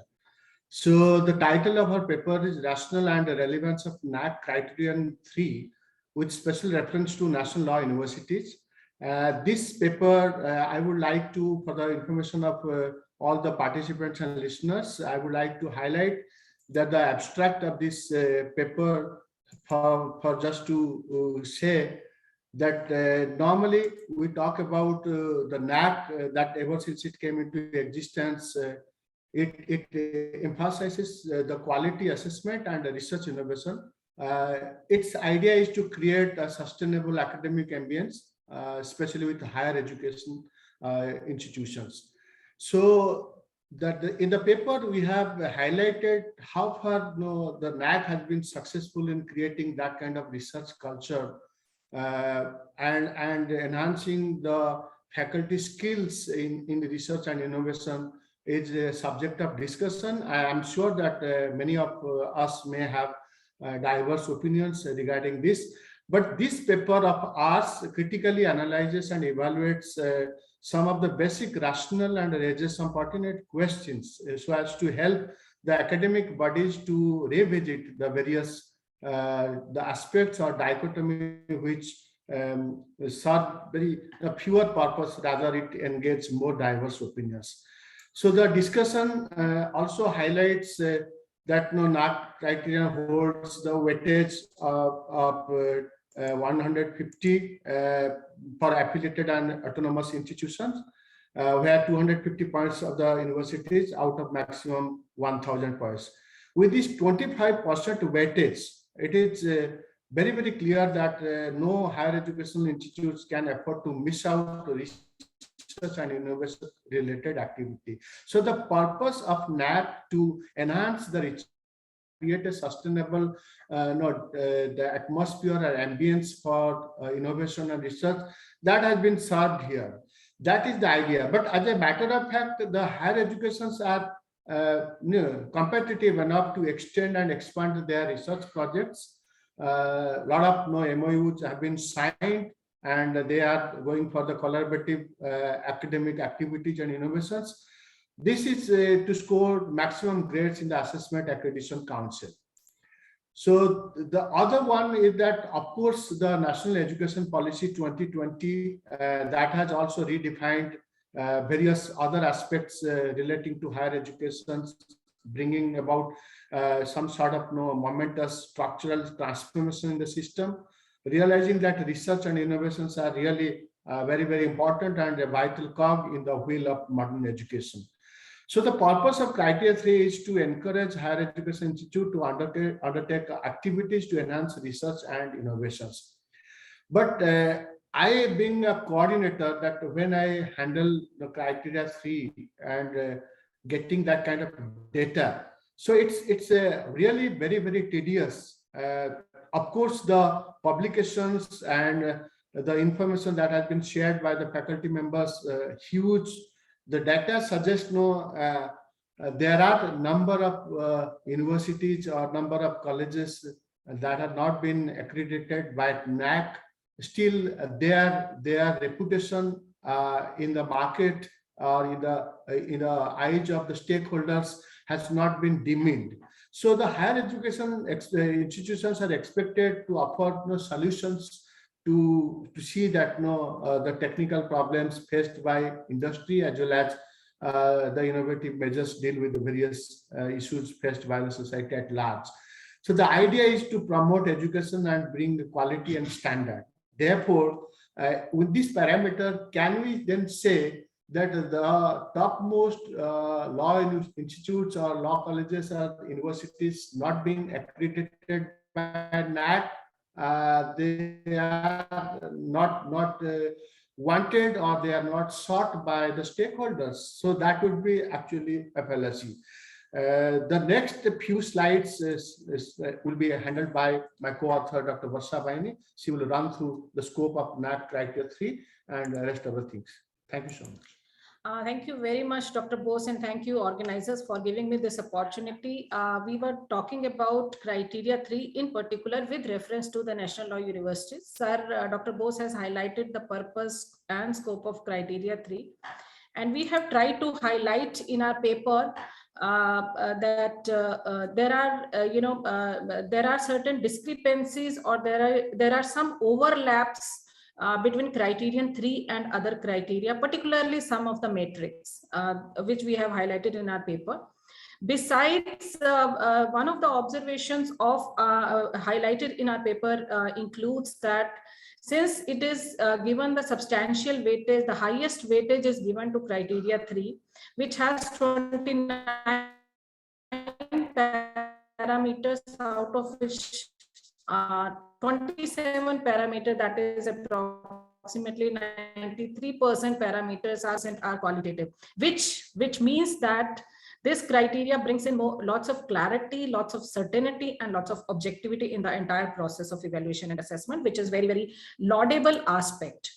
Coming back to the application of some of the other ambiguities is wherein we have tried to highlight that extension activities, particularly with respect to the research in legal field, we feel that law as such is a very, very heavily researched area. For instance, when the legislation starts, there are reports by the government, there are white papers by the government, there are researches by the NGOs. So many research has been done before the legislation is placed before the bill is placed before the parliament. Then there is lots of discussion. After that, if there are any ambiguities, if there are any disputes, it is taken to the higher courts. There are also lots of research at the level of judges, at the levels of high advocates take place. Yes, madam, you can conclude. Yeah, we wanted to just highlight whether it is possible to have any breakthrough research in the Law Institute. If we have done a small survey of national law universities, out of 23 universities, only 9 universities have gone for NAAC. But if you look at all the national law universities, they have lots of appeal among the law aspirants in the market. And if you look at their grade, particularly in criteria 3, it is not very high. Despite that, the reputation of National Law University is very high. That's the dichotomy we wanted to highlight, whether NAAC criteria 3 has particular impact on National Law Universities, particularly in their research aspect. So our observation is that it is not particularly effective. Thank you very much. Due to time constraint, we could not go too much in too much detail. So nevertheless, thank you for this opportunity. Thank you so much. You can stop screen sharing, madam. Sure. Okay, thank you so much, Dr. Varsha ma'am and Dr. S.K. Borse sir. It is nice to hear from the South Indian part of India as well. So a good start to technical presentation, paper presentation session. And yes, madam, though you were not able to finish it out the whole of the paper, but we have your research paper in our books. So all the participants would be also distributed these books. So they are going to get through whatever you have done your research relating to this topic. So thank you so much. Now I would like to invite the next participant. You can share the screen and start your presentation. Yes, I guess Pramod Kumar sir is next. So please, you can start, sir. Sir, you can unmute yourself.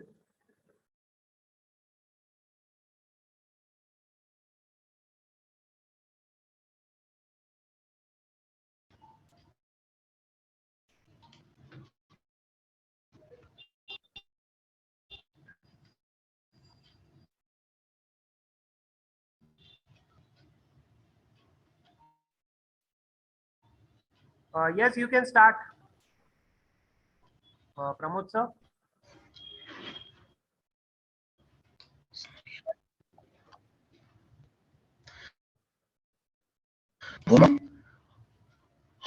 you. My name is Pramod Kumar Rai, Higher Education and Human Resource Development. I speak to higher education and human resource development. Education is an integral part of life.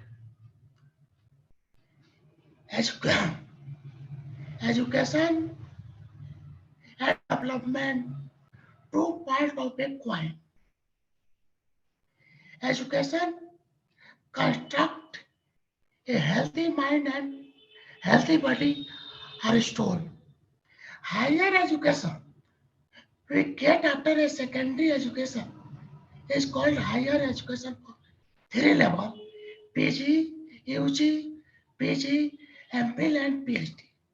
Higher education generally of three level UG, MPhil and PhD.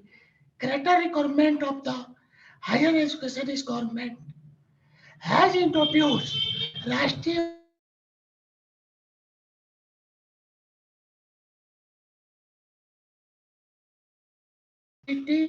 inclusive and quality education along with the promotion of life along opportunity for all by 2030.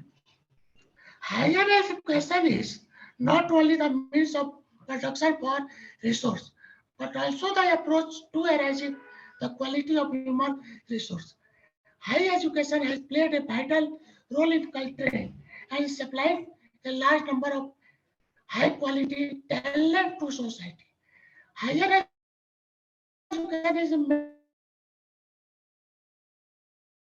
method of senior human resources development and society evaluated its feasibility, analyzed the value and expanded the participant in a view of higher education, evaluation and potential value of higher education, and HRD need exploring regard as an important method of a constructive power, a powerful.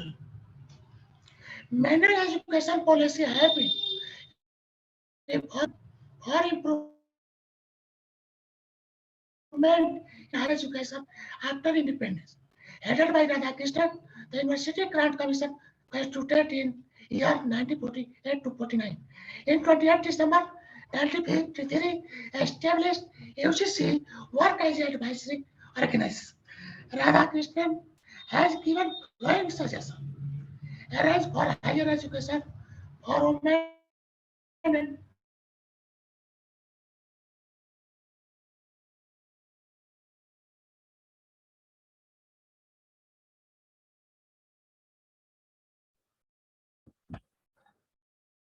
Pramod sir, awareness. Yes, sir. uh, yes, please conclude yourself. That is Sir, come to the conclusion, sir. conclusion. Yes.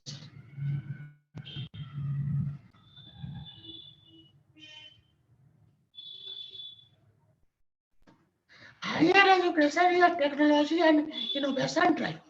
One of the mission of modern university is finding solution to big challenges and conducting research within global priority areas contributing to social outcome, such as health and social engagement. HRD want to develop people as a resource person. People develop his knowledge, ability, and attitude for a research development. The importance of human resource development and statistics for employees has already been recognized in university context, and universities are already in progress of developing adequate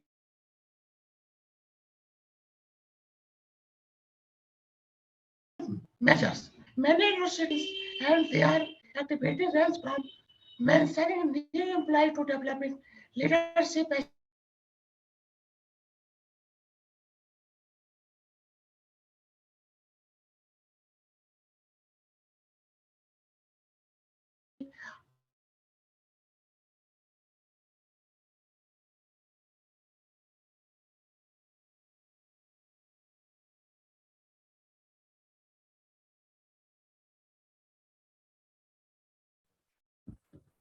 Pramod sir, Is lacking as a strong attachment to the Pramod sir, organization. please end the Respectfully, presentation. We University, have other what participants. Pramod sir, end the presentation. in the yes, sir. Thank you, sir. Stop screen sharing and then you can end your presentation. Yes. Okay. Okay. Thank you, Pramod sir. Actually, your voice was breaking and we were not able to hear you properly. So anyhow, thank you for your presentation. Okay. Who is next? You can you can start your screen sharing and then I will let you unmute. I guess number 3 is not present. Who is number 4? Lipsa Dash.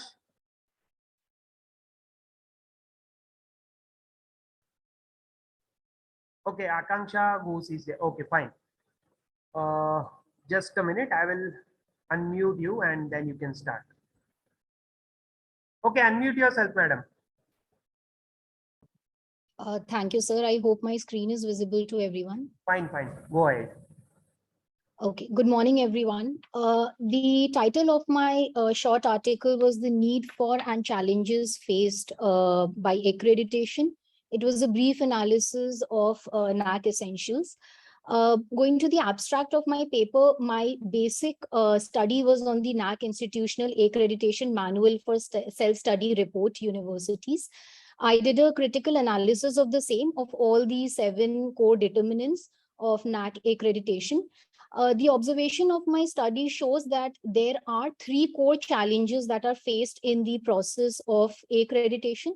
However, the benefits outweigh the limitations by a huge margin. The results basically suggest that through a concerted effort of the institutions who have received accreditation, institutions who have applied for the same, as well as regulatory bodies, the accreditation process can become more speedy and less cumbersome. In the first part of my paper, I have delved into the need of accreditation. That is, why is there a need for accreditation? Accreditation is not it is not an anomaly. It is not a new process that we are seeing now in developed countries like US. The accreditation policies have been in operation since over 100 years. The primary reason for mandatory accreditation is to replace the quantities of education with quality. India, the higher education system in India stands at 3rd, which is a reasonably close contender of China and US. However, if we see that post-independence, the literacy was only 17%, but we saw a slow and significant growth in higher education. Despite this growth in higher education, there are several issues that the Indian higher education system faces. Through my study, I have categorized these broad challenges. That is, first, the supply-demand gap. Second, the low quality of teaching and learning. Third, constraints on research capacity and innovation. And lastly, the uneven growth and access to opportunity. All of these challenges have actually given birth to the new education policy of 2020. Again, this policy document is a work of previous committee recommendations, such as the Radhakrishna Committee and the Kothari Committee, that had actually encouraged practical learning experience in students rather than rote learning. Under the new education policy, a single regulatory body called as the Higher Education Council of India would be established, and underneath it, there would be 4 major verticals, out of which one is the National Assessment and Accreditation Council, NAAC, the purpose of which is the functioning of, is to supervise the functioning of accredited institutions to ensure the dissemination of quality education. Now, how does NAAC ensure quality education? This is the 3rd part of my paper, where I have discussed broadly, I have discussed in detail about the 7 broad criteria that are also the determinants of quality education: curricular aspects, teaching, learning and evaluation, research, innovation and extension, infrastructure and learning, resources, student support and progression, governance, leadership and management, and lastly, institutional values and best practices. Due to time constraint, I will not be discussing these determinants in detail, and I will move on to the core part of my paper, that are the challenges that are faced in the accreditation process. Through my study, I have taken out 3 major challenges that universities face in the process of accreditation. The first is the class divide between private and government institutions. Now, recently it was observed and reported that a substantial number of government educational institutions in various states such as Orissa are unable to avail accreditation due to scarcity of guided staff. Now, the advantage that various private universities have, that they hire consultants who are able to guide the educational institutions and staff on the process of documentation and data maximization. However, this core advantage is not, I mean, the small universities and the small institutions and colleges are not able to avail this due to affordability issues. This may create a class divide among varsities who can pay for proper counseling and those who cannot. So in order to conquer this challenge, it is necessary Akanksha ma'am, that... you can come to the conclusion. Yes. So I will just go on to the other 2 challenges quickly. The second being technology. The staff of universities are not technologically equipped, because of which we are seeing more younger people taking up the process of the accreditation. However, they may not be equipped in the process itself. They may be technologically equipped, but not conceptually equipped.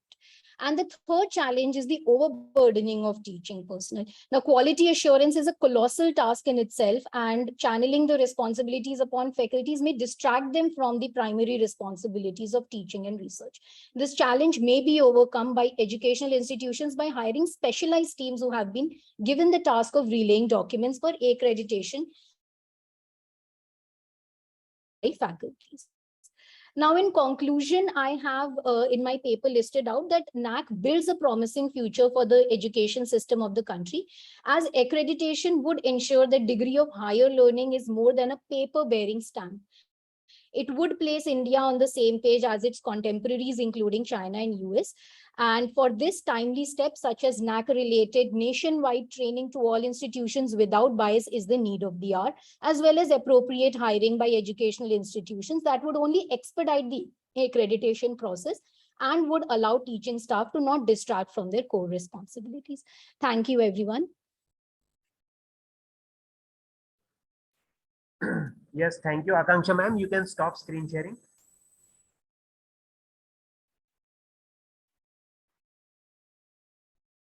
Akanksha ma'am, you can stop the screen sharing, please.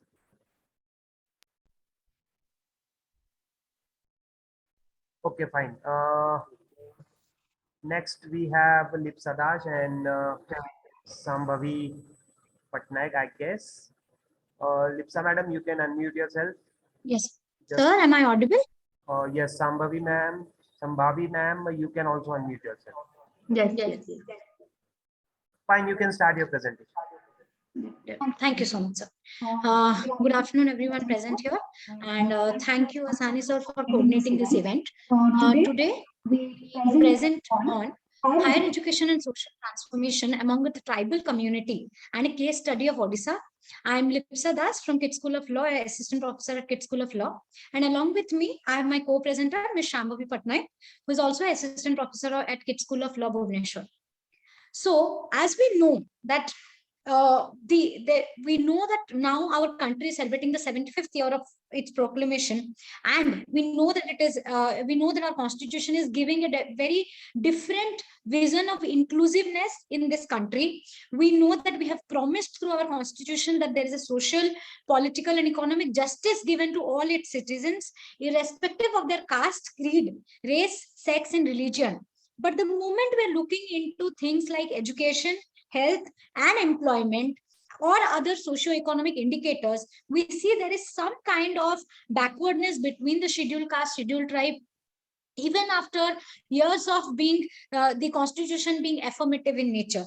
So law here becomes an instrument, and it helps us to remove the sufferings of the disadvantaged people, so that it could provide those rights, dignity, and safeguard the interest of the marginalized sections. Whenever we are talking about the tribal people, we know that they are having socio-economic and cultural constraints, and it is a real impediment in higher education. So whenever we are looking into poverty, poor economic conditions, we're looking into their social customs, we're looking into cultural ethos, we're looking into how they are lacking there is a awareness lacking between them of formal education, even after years of giving a particular age of primary education. But the moment we are coming into higher education, how far they have come across, or how far we have achieved that higher education, is our question. From that gap between the home education and the educational institution giving them that platform for higher education is the question that we still look into. So here we have that Unnat Bharat Abhiyan, and we are inspired for a transformational change in the rural development process by looking into the knowledge institution, making India a culture of vibrant people, and as well as sharing that research, knowledge, and the training, where we are sharing the social responsibilities, we are encouraging the community involvement and their social participation between us. And to make higher education attractive among the tribals, government has been trying to give them scholarships, merit scholarships, national fellowships, and post-matric scholarships, overseas scholarships. But the problem is, how are they going to apply for it? We need to bridge the gap. Being the education, we as professors here, probably we are going to be their bridge there. We are going to connect them how to apply, where to apply. We cannot just put a notice on the board and expect them to go through the whole process of application. We have to hold their hands and teach them how to do it, so that they're aware of the process and they get the end result also. Now, why is higher education important among the tribals? Is so that they develop that analytical capacity. Like we have seen here, that NAAC accreditation, IQAC accreditation, it talks about how an educational institution levels up. We talk about how we are focusing on skill component lectures. We are focusing on how we are doing good research publications. But how many of them are actually publishing, coming from a tribal community, becomes a huge question. So developing that analytical capacity, accessing their environment, creating that impact on the communities, everything is to be taught by this higher education. If they do not go for higher education, they do not mix up with a peer group of people where, okay, this is where I'm going to work, why I want to be a computer engineer, why I want to be a litigator. Everything depends on that education, higher education that we are talking about. So that appreciation of that knowledge, developing their skills by looking into other alternatives which can improve their livelihood, by giving them not just job which their forefathers have been doing, but giving them that opportunity by giving them professional courses, becomes one of the very important part of higher education. And in India, we have affirmative actions and legislations that takes care of it. So the Constitution gives us the STSC Orders Amendment Act. Yes, you can hand over to Sambhavi ma'am now. Yes, sir. Just one more slide. I'll just hand over to her, sir. So we have this effort. So I'll not read it out. These are the affirmative actions and legislations that we have, and our Constitution gives us safeguards for it. And this is as my title said about that we are focusing on case study of Odisha. This is the picture where we are talking about how much amount of merit scholarship has been given in Odisha, and how they have developed it by irrespective of the gender, and the beneficiaries, how much money they have got. This is for the whole of India. Now I request Shambhavi ma'am to continue with the slide.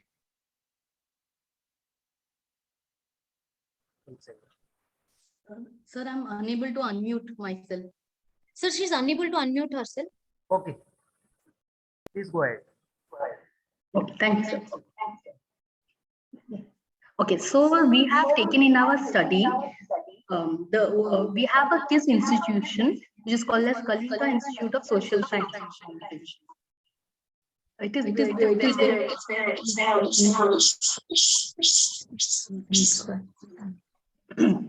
is there in the state of Odisha in Bhubaneswar. So it is a very surprising institution which has the KISS Tribal School has it caters to everyone and it gives higher education free of cost along with vocational training along with skill development. So if you can see here, this started with just 125 tribal school children, but it has gone it has gone to a large scale. And if you see, the current strength is around 2,71,125 children. Students are selected from 62 indigenous community tribes of Odisha, out of which 13 are classified as particularly vulnerable tribal groups. Students from the of India are also enrolled in KISS. 5% seats are reserved for KISS students to pursue different professional courses at KIT University, which is a sister concern of KISS. What they do is, it is the courses which is provided here is from KG to PG. It is a very unique curriculum which is provided in KISS University, which also incorporates vocational training along with formal education, which makes a child educated and self-sufficient. So from KG to PG, they're affiliated with all the universities, and they have post-graduation programs in 27 subjects. They also impart vocational training. They also have mother tongue-based multilingual education for primary students. They also provide for NCC, NSSS, Scouts, Guides, Youth, Red Cross. English classes are also given to them. And along with that, they also have a skill development program. The skill development program, which is there in QC University, is very, very unique. Its student undergoes vocational education in one of the 50 trades, which is offered to her, him or her, according to their talent. It is designed to impact necessary occupational skills among tribal students to mold them into successful entrepreneurs and make them fit into job markets. So they have a slogan which says that earn while they learn. So what they do is that the 2 lakh tribal students are divided into different age groups, sub-junior, junior, senior, sub-senior. And accordingly, different level of vocational training is imparted to them. I'll just take one of the example. While doing our research for the paper, we came across them and we had a detailed study. So I'll give you just one of the examples. For example, suppose there are 1,000 students who are involved in painting. So the sale proceeds from this activity 1 crore rupees, out of which 25 lakhs is surplus. So 1/3 of this figure, which is around 8 lakh, is distributed among 1,000 students which are undergoing this vocational education in painting. This way, each student manages to make at least 700 to 1,000 per month. On one hand, students are getting free education, along also they're managing to earn up to 1,000, which they can send it to their parents. It is deposited in their bank account, which can be used for their further skills. So here the students are also given vocational training, along with they're given also professional training, like they are a part of law programs, dental programs, MBA programs everywhere, and the education is free of cost. So this is a very unique feature which is there. So that is why we take this up as one of our case study. You can also see the result which they have published. They are flying out in high colors. So this is how I would like to conclude. Yes. So you can see that I have just given a graph also. What is the strength of the education which they are pursuing, like +2, PG first year, MPhil, PhD. So you can see the strength. So I'd like to conclude that even if we have a lot of schemes by the government and our constitution which provides affirmative actions for tribal education, but KISS has become one of the exemplary institutions which is actually providing free education and making them to be able to live with a dignified life. So my conclusion would be, I would like to conclude with just saying one line: death with dignity is better than life with humiliation, and the road to live a dignified life starts with education only. Thank you, everyone. Thank you so much. Thank you, both of you. It was a nice presentation. And who is next? I guess Professor Solanki, you can unmute yourself and start the presentation. Hello. Yes, madam, you can share your screen, please. Yes, sir. Very good morning, all of you.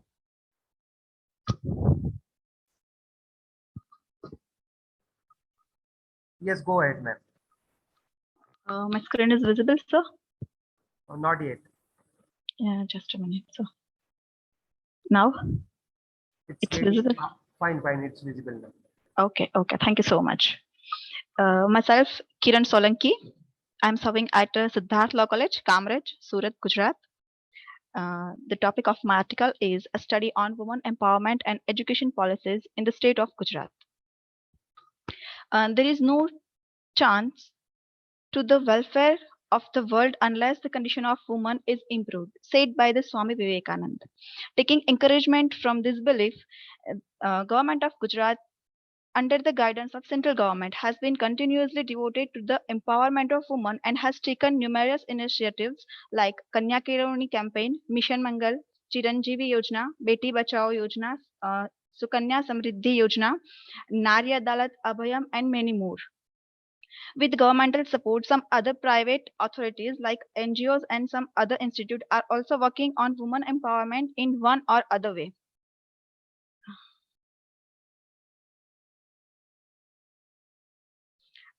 For that reason, I decided to examine some scheme of the government of Gujarat for women empowerment and frame some objective to do study. By the present study, I found out that some schemes are a very good and fruitful for the civilization in general and for women empowerment in particular. As sir said, in time constant, I would only highlighted some of the point of my study.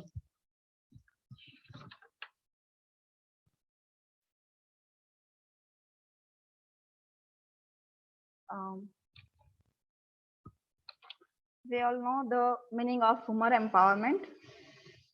Now, I will discuss about the role of Gujarat government in women empowerment. Gujarat became the first state in India who makes a roadmap for the women empowerment and put it in action. Former Chief Minister has understand the significance of the women prosperity and make a few department of improvement of women and children. State government shows that willpower toward the women empowerment and made it 2014-15 budget concentrating on women, means gender equality. Because of this, women empowerment strategies can be more efficient such a way. The budget of year 15-16, the movement of women empowered increased, and 593 schemes include in the budget, amongst which 132 schemes are 100% for only women. It shows that the Gujarat state government gives how much important to the women empowerment. Some of them, I would like to discuss some of them. The first, Wahli Dikri Yojana. The Gujarat government had initiated the scheme entitled Wahli Dikri Yojana for girl child of the state. State government grant a subsidy of rupees 1,10,000 to the families on birth of the first girl child. Another one is Kunwar Bainu Mameru. The scheme is introduced to provide economic assistance to all families of unmarried girls who belong to scheduled caste and scheduled tribe. Next is Vidya Lakshmi Bond. To achieve this goal of 100% girl child education, the scheme was introduced. The next, to reduce the death ratio of mother and children, announced the Chiranjeevi Yojana. And launch the support center for the woman in the police station, giving importance to the woman. Madam, come to the conclusion, please. Yes, sir.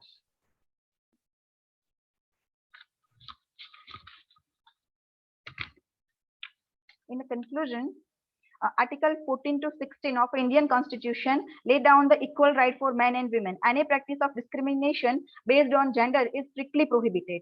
Gender equality is much talk about the existing discourse, and women empowerment is one of the most serious aspects of achieving it. Men, women, transgender deserve the equivalent opportunity in the field of health, education, economic participation, and the personal development. Thank you so much. Thank you, sir. Yes, thank you, madam. It was a nice presentation. Now, I would like to invite Dr. Sonali Kusum. You can start your presentation. Hello, is my screen visible? Yes, go ahead. Just a second.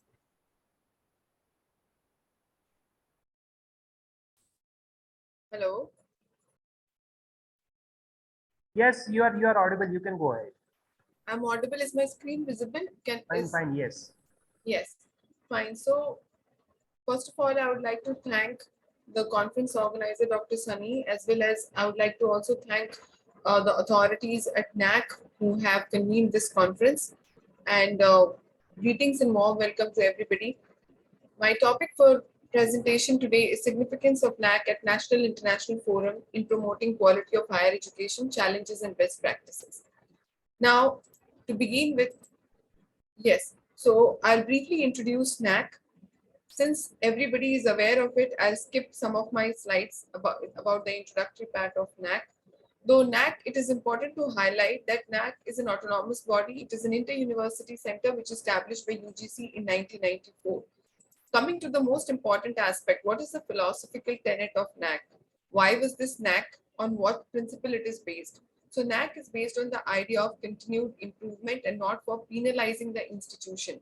And this has been highlighted in particular landmark cases, whether this case involves substantial question of law versus Gujarat National Law University 2016, wherein the Gujarat High Court very strongly upheld the recommendations which were given by NAAC for promoting regularization and training of faculties. Also another landmark case, Dharmendra Kumar Verma versus State of MP 2014, wherein Madhya Pradesh High Court again highlighted the role of NAAC in promoting continued improvement and assessment of institutions and not for penalizing the institutions.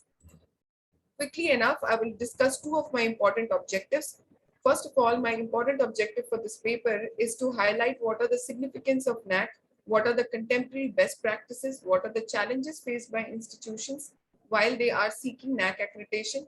And one of the salient aspect and objective of my research paper is to highlight some of the important judicial directions wherein the NAAC's significance or the recommendations given by NAAC are highlighted by different high courts and Supreme Court of the country. Now, functioning of NAAC, in one line, I would just like to say NAAC is very important function which it caters to the institutions of higher education, that is to give them a comprehensive overview of their courses, highlighting the areas of concern, facilitating novel research ideas, sponsored research funding from the government. Now, post NAAC visit, what are the proceedings and what are the progressive development?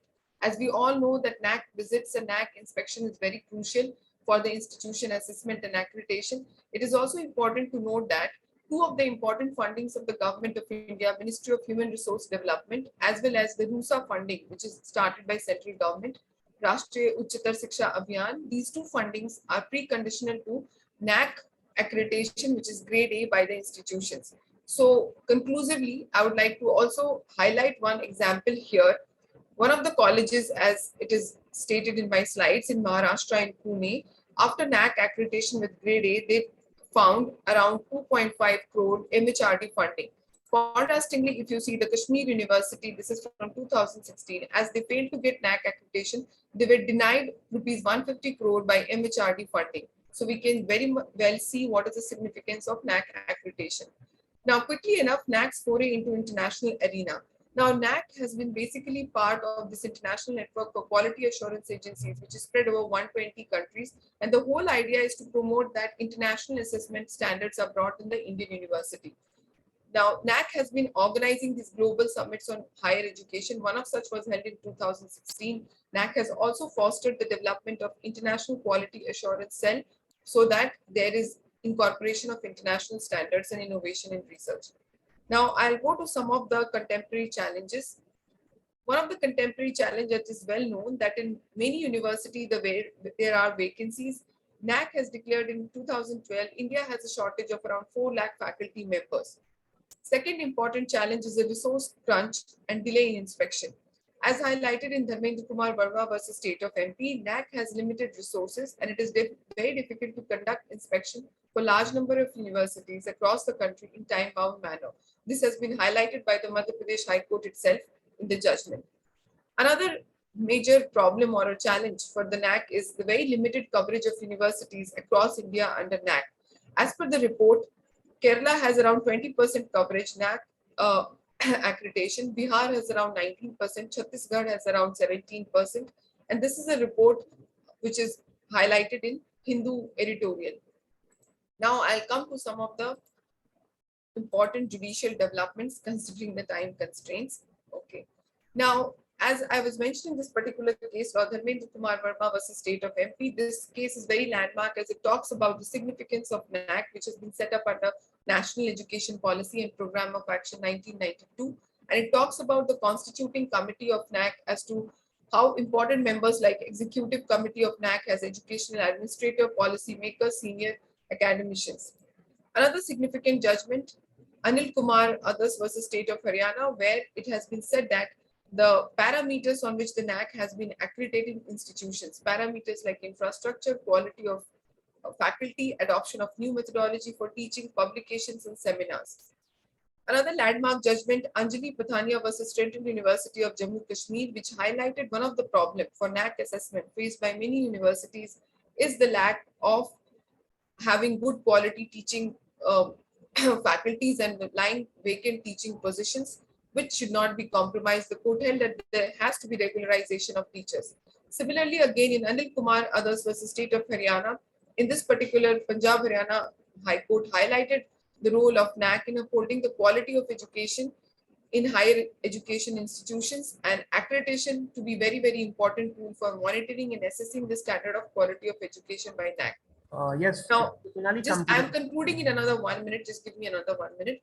Another landmark case, V. Santi Shri versus Pondicherry University, wherein the Madras High Court highlighted NAAC guidelines and especially the NAAC's role in developing international quality assurance cell in the institutions. Swami Vivekanand College of Education versus Union of India, which highlighted the NAAC fosterage with MOU with the Teacher Education Council so that the teaching assessment is performed well. Now, I would like to conclude with one contemporary development.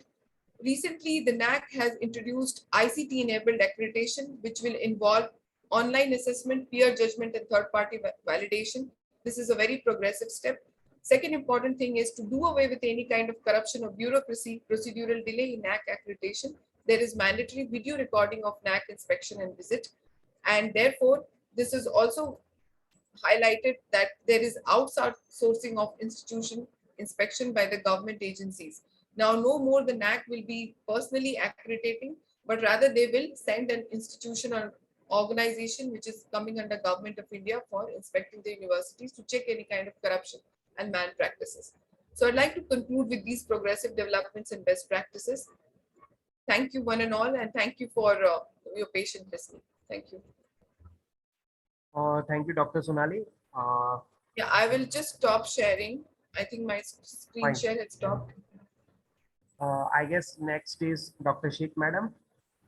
You can, ma'am, you can screen share and unmute yourself.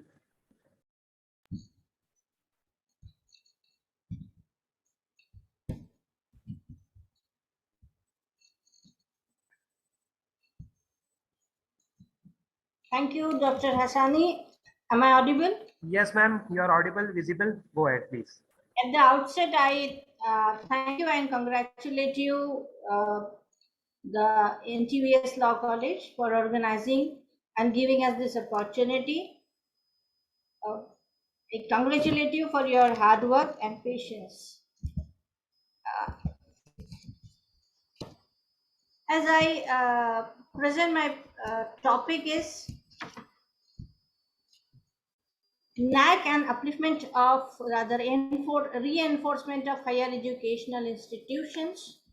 I believe that education is Cinderella's wand. It has a magic in it, and whoever is educated realizes that. Education and development are concurrent to each other, and rather it is a vision statement of NAAC also to make a quality defining an element of higher education. It is, of course, that the quality education is essential for the development of an individual as well as the society, because you get this opportunity to educate yourself. No doubt you see the results in the advancements of your opportunities, higher income, employment, etc. Well, their education, what we are trying, it is to understand is a dynamic process. It is growing, ever growing horizontally as well as vertically. We know that technology has played a big role in enhancement and making easy the delivery of education. We have realized this during the pandemic. From our houses, we could be able to reach the students, not even to the areas where there are good facilities, but even to the remotest of the areas because of the technology.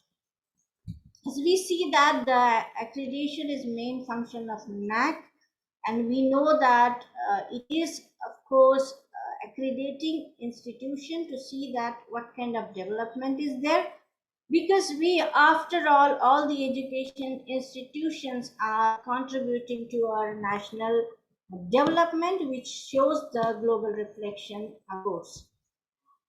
We see that the IQAC plays a very important role in any college when it comes to NAAC, because I believe personally, and that is why I emphasized on this, that IQAC is a link between the college and NAAC. The more IQAC is empowered, the more better it will be for an institution, because it works for the transparency, it works for insurance of excellence. We see that when the institution is providing material, whatever of its developments, its innovations, is through the IQAC. So what I feel is that the members of the faculty who are providing this material, the resources to the IQAC, the students, and of course the stakeholders, all must be empowered, encouraged, and the development through the institution via the IQAC should be encouraged. The students are, I believe that they are very, very fertile brains where we can sow the seeds of core values, whatever NAAC is expecting from us. And that should happen through every institution and faculty members. I personally believe that the faculty members, if they are encouraged in augmenting the participation in the reformations, in curricular formations, in designing of the core values which NAAC is expecting, then we can, of course, provide all this to the society through the faculty members and, of course, through every institution. Building up a continuous evaluation system, introspection by the institution again and again. And I think that, again, IQAC can play the role of a mini NAAC in the institution. That is what I wanted to focus through my paper. So development, infrastructure, record system, and all this involvement of the students and faculty members, having a good and strong feedback as well as a record system can enhance the institution and its values. Of course, every institution tries for the excellence. Quest for excellence is what we really want to have, and that is the proof of our development as well as our living being. Thank you for giving me this opportunity, Dr. Hassani sir, Dr. Chaudhary sir, NTVS Law College, and thank you for organizing this seminar. Thank you so much. Yes, thank you, madam. It was really a good presentation. You can please stop the screen sharing, ma'am. Yes.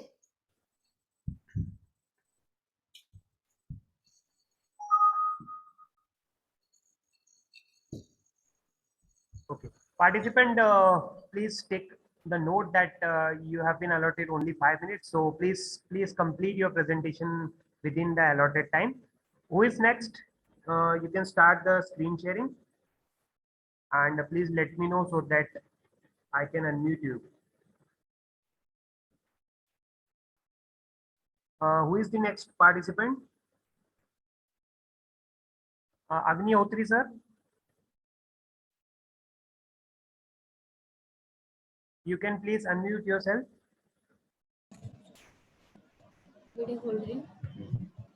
Agni Hotri, sir. Yes, sir. Yes, sir.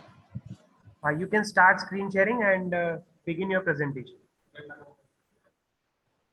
First of all, I would like my special thanks to Professor S.S. Hassani sir, coordinator IQAC and entire team for inviting me paper presentation. In this reference, I am presenting my paper, Role of IQAC in Higher Education Institutions in India at Present Scenario.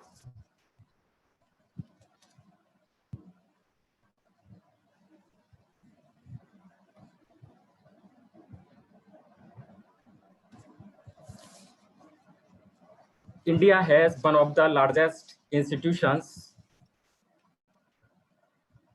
in the world. The most important point is that the focus on the quality, access, and relevance of higher education to achieve the requirement for educational sustainable development of the country has been national priority.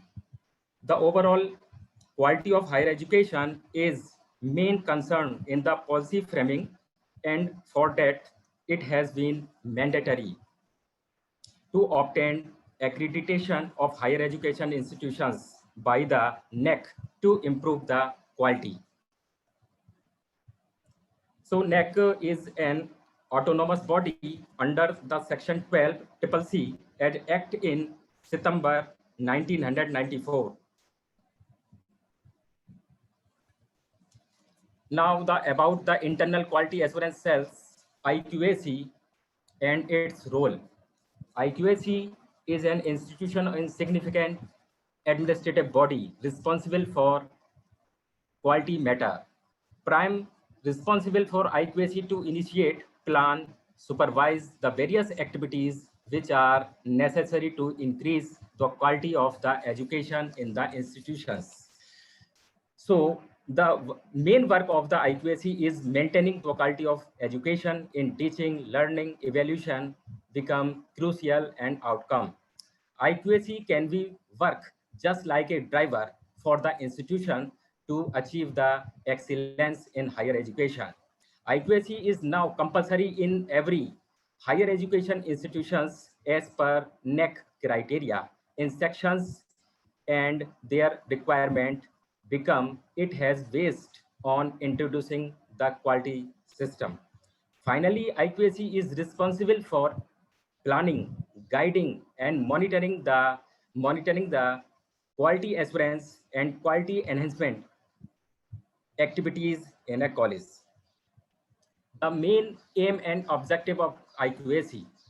Main aim and objective of IQAC is that to arrange the periodic assessment and accreditation of institutions of higher education.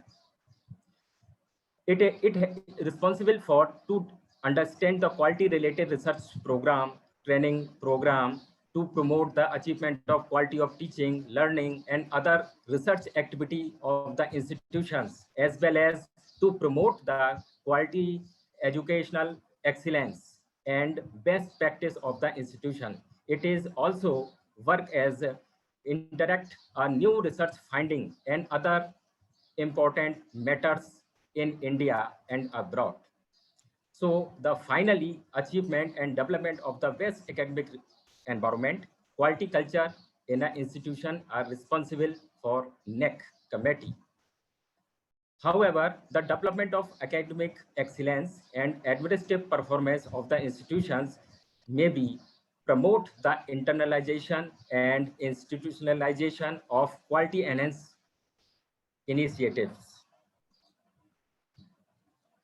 The organization and composition in the cell or institution may be chairperson, head of the institution or college, coordinator or the director, one of the senior professor, 3 or 4 professors of the active member of the committee, 1 member from management side, and 1 member of alumni side or student sides.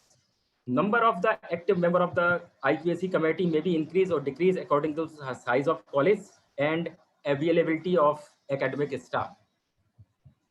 The monitoring mechanism of IQAC is institute need to submit yearly the annual quality assurance report IQAR to NAAC. The submission of annual quality assurance report are the minimum institutional requirements to volunteer for second, third, or subsequent cycle accreditations. During the visit of NAAC team members will interact with IQAC to know the progress of the institution, functioning of the institution, as well as quality substance initiative undertaken by them.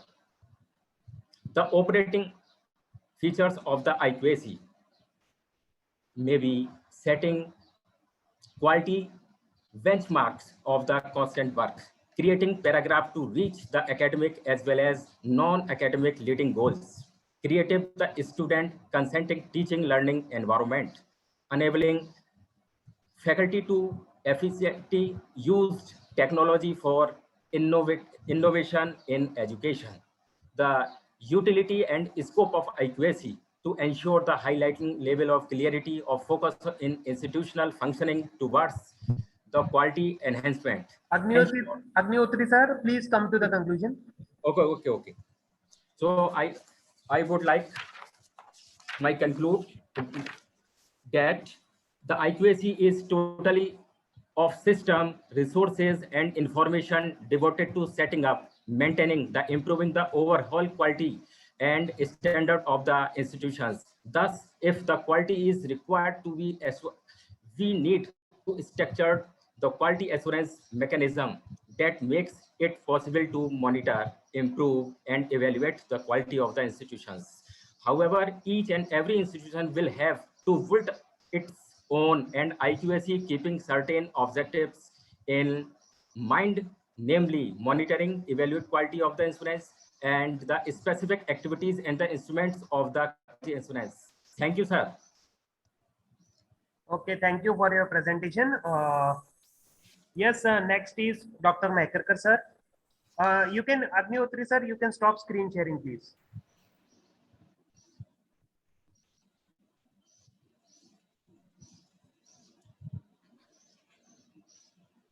Mehkarkar sir, you can unmute yourself and share your screen, please.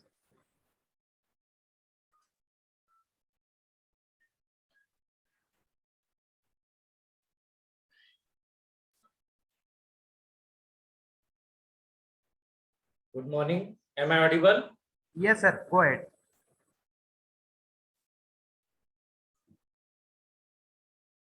First of all, I congratulate NTVS Law College, the Honorable Principal of NTVS Law College, and young and dynamic IQAT coordinator, Dr. Hassani sir, for organizing this national seminar.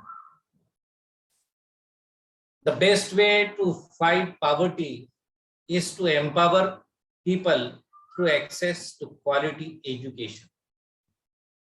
So quality education is the need for the development of the society, and my paper is concerning only to the emerging issue and challenges in professional education in India and executing policy. So far, higher education is concerned, the development and strength of any nation is depend upon its education policy. Along with the policy, proper execution of policy in the proper sense is the most important issue.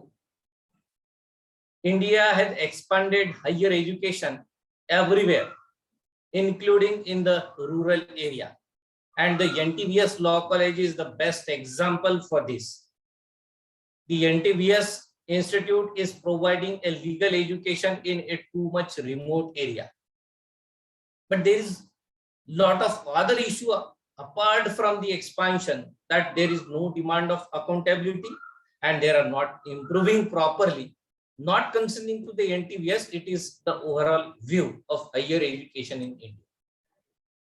In my view, three important issues in higher education, and I have focused on these three important issues: expansion, inclusion, and quality. So far expansion is concerned, we can say that the higher education in India is expanded or expanding, and it is continuously going on. Why we can say that expanded? The present number of university and colleges, if we see, or if we find out the data by All India Survey of Higher Education 2019, you can find that among 993 universities are established and they are providing the education. It shows that the education has been expanded. The second important issue, inclusion.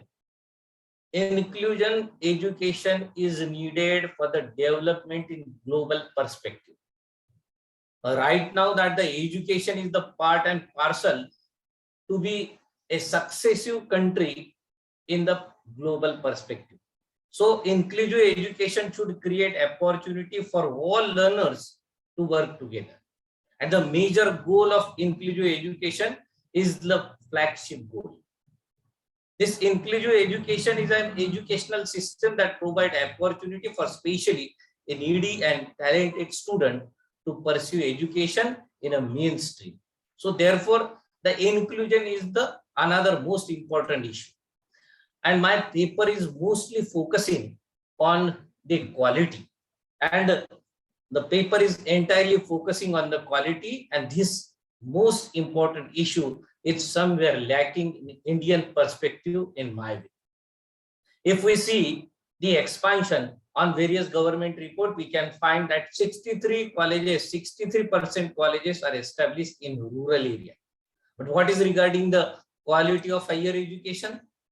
If we see the quality of higher education, we cannot find it in an appropriate path.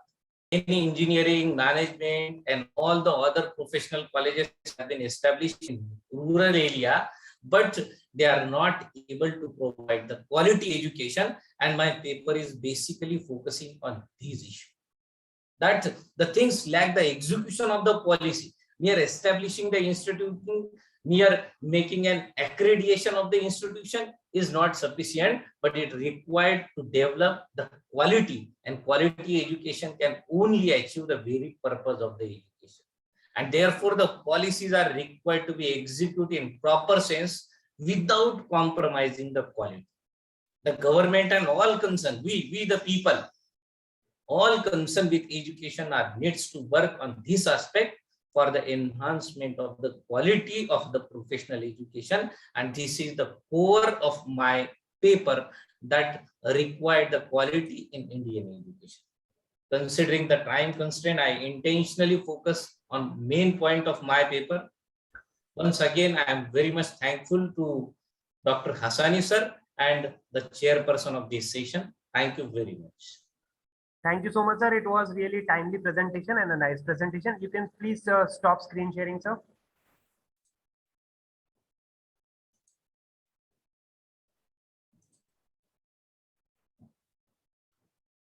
Sir, press the stop button, sir, please. Yes, wait. I'm doing the same thing.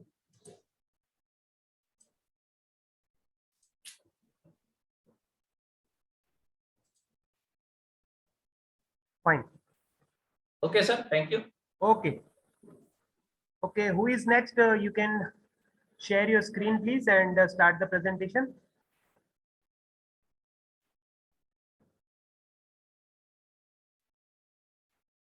Manoj Kumar Naik is, I guess, not in the meeting. Then next is Miss Yogini Wagela, madam.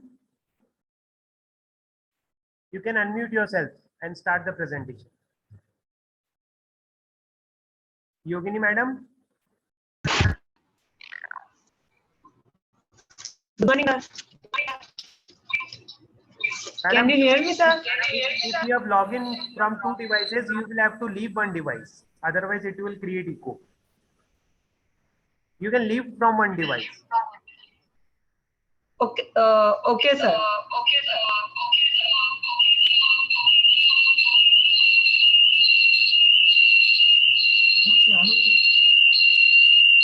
Madam, first you leave from one device.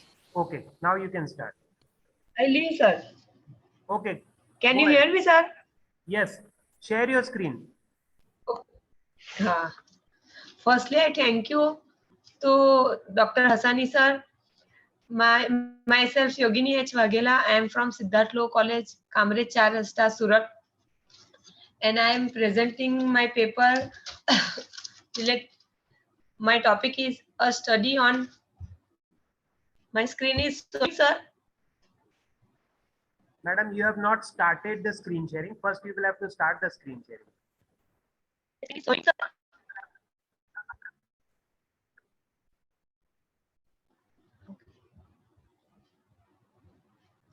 As you can do it orally, not a problem. You can start your video and do it orally. Okay, sir.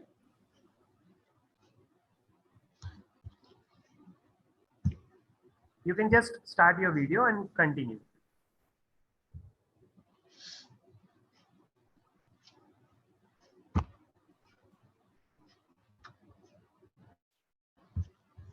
If you want to get ready, should I start? Should I continue with another participant? Yogini madam.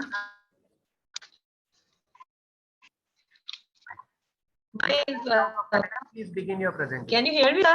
Yes, start. Please start.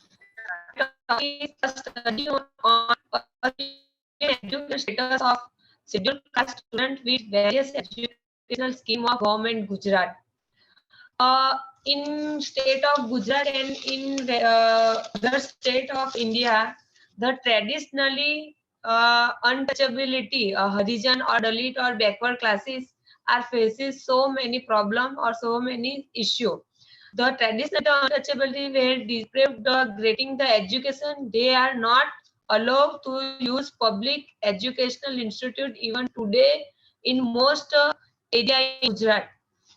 In Gujarat, South Gujarat community, North Gujarat and Saurashtra. In Saurashtra, many problem faces by the scheduled caste student in primary school. First, the lack of education among the SC population in the state of Gujarat may be the main reason of remaining on the lower end of the social structure. The main reason is this problem is the social structure is a very low in for the scheduled caste student. So very firstly, I say about the lack of educational status of SC in state of Gujarat. The key situation of SC student in Gujarat territory. Not only special kind of challenges faced by the student in primary education, but in higher education the student face challenges. One of the main issue is the discriminatory practice conducted by the teacher as well as student and as well as other citizen too. The social excess and physical abuse. In many cases, the student victim of the social abuse or physically abuse also.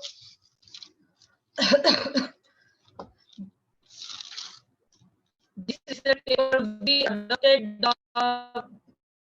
only doctrinal medicine to study how can be empowered to assist student and improve SC education and education policy state in state of Gujarat. In my research paper, shortly discuss the three main reason of the backward area in Gujarat. SC students, Yogini ma'am, SC student.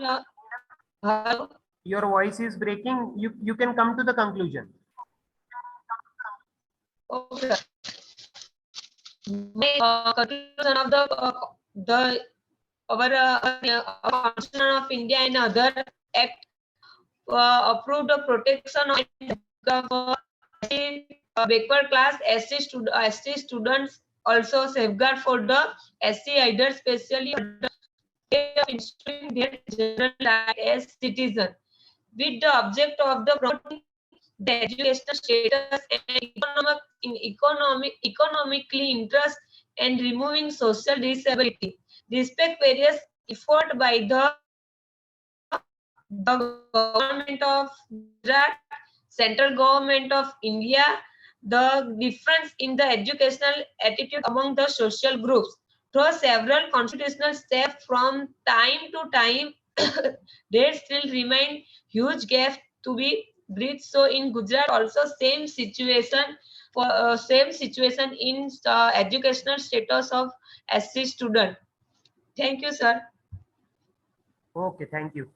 Yes, Dr. Sujata ma'am, you can start your presentation.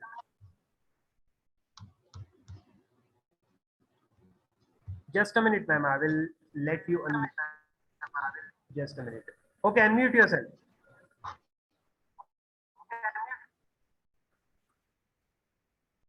Sujata ma'am, you can unmute yourself.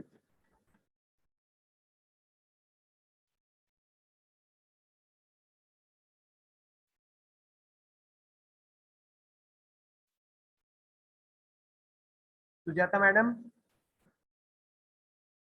your screen is visible. You will have to unmute yourself.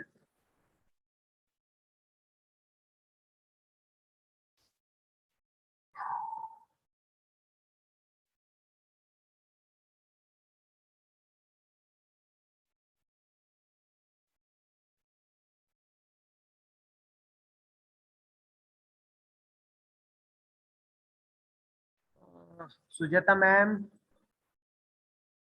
please unmute yourself.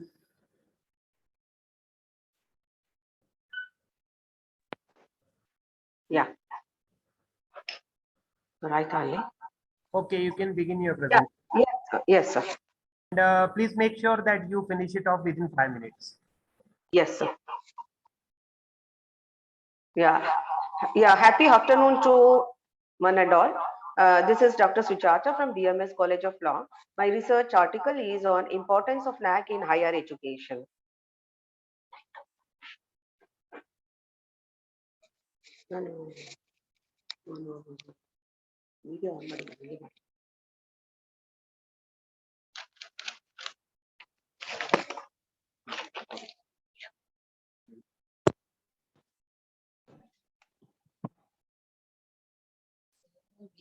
Video on ಮಾಡ್ಬಿಡಿ. Page down ಯಾವ್ದು?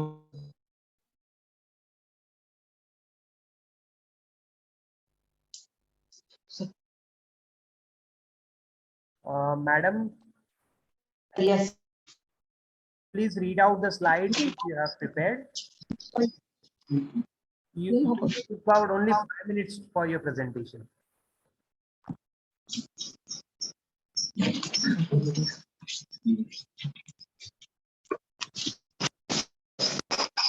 Hello. Yeah. Sir, importance of NAAC in higher education. A child without education is like a bird without wings. As Nelson Mandela once said, education is the highest weapon that changes the slide change ಮಾಡಿ. ನೀವು ಅದ್ರಲ್ಲಿ change ಮಾಡಿ ನಂಗೇನ್ video ಬೇಡ ಅದ್ರಲ್ಲಿ change ಮಾಡ್ಕೊಂಡು ಹೋಗಿ video of ಮಾಡಿ. Education is the strongest weapon that changes the world. Education plays a very important role in the development of a nation. In most developed and developing countries, education has given utmost importance since it acts as a catalyst influencing people on how to act and think as a responsible citizen. So it is very important to know the NAAC works with the framework to promote core values among higher education institutions of the country. So the core values are contributing to national development, fostering global competencies among students, inculcating a value system among students, promoting the use of technology. Now, the question arises, why do higher education need accreditation? Accreditation is very important to attain academic goals by meeting the guidelines and the standards set by accreditation granting agencies. So we know the 3 stages of accreditation, that is firstly the peer review, visit and examination, and final decision, that is getting the grade by A plus, etc. So there are 3 units of accreditation undertaken under NAAC. They are institutional accreditation, departmental accreditation, and program accreditation. So now it is necessary to know what are the benefits of assessment and accreditation by NAAC. Benefits to the institution. Firstly, to know the strengths and weakness and opportunities through an informed review process, to initiate innovative and modern methods of pedagogy, intra and institutional interactions, to realize their academic objectives, helps the institution in securing necessary funds from funding agencies for releasing grants for research as well as expansion. And it also improves the students' enrollment both in terms of quality and quantity. Madam, come to the conclusion. Yeah, it also benefits students will receive education which is a balance between high academic quality and professional relevance, and it assures a securing job, and financial aid is also extended by the colleges, and the benefits for the faculties. So a reliable workplace with a good functioning human resource department. It motivates the faculty to participate actively in academic activities, and it also benefits the employers. So employers assures the student passing out of such an institution has gained competence based on well established technical input, and the institutions provides these responsible citizens to the society with high practical knowledge and skill oriented students in any areas. So I would like to conclude, hence, because of these reasons, importance of NAAC is very important in institutions and in departments and in program accreditation. So quality is never an accident. It is always result of intelligent efforts. So with this, I say that importance of NAAC is very, very essential in all institutions for the major improvement in the academic as well as non-academic activities of the college. Thank you, sir. Yes, thank you, madam, for your nice presentation. Now we have the last presentation, and I will invite Dr. Dayal, madam. Please unmute yourself. Meanwhile, Sujata, madam, you can please stop screen sharing.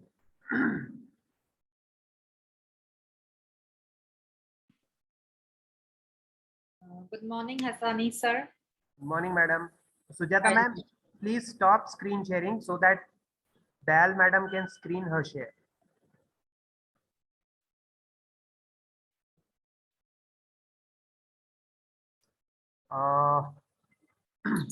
Fine. Yes, ma'am, go ahead. Share my screen now. Screen share. Is it visible, sir? Yes, it's visible, ma'am. Fine. Thank you, Chaudhary sir, Hassani sir, for giving us this opportunity to present our views relating to higher education.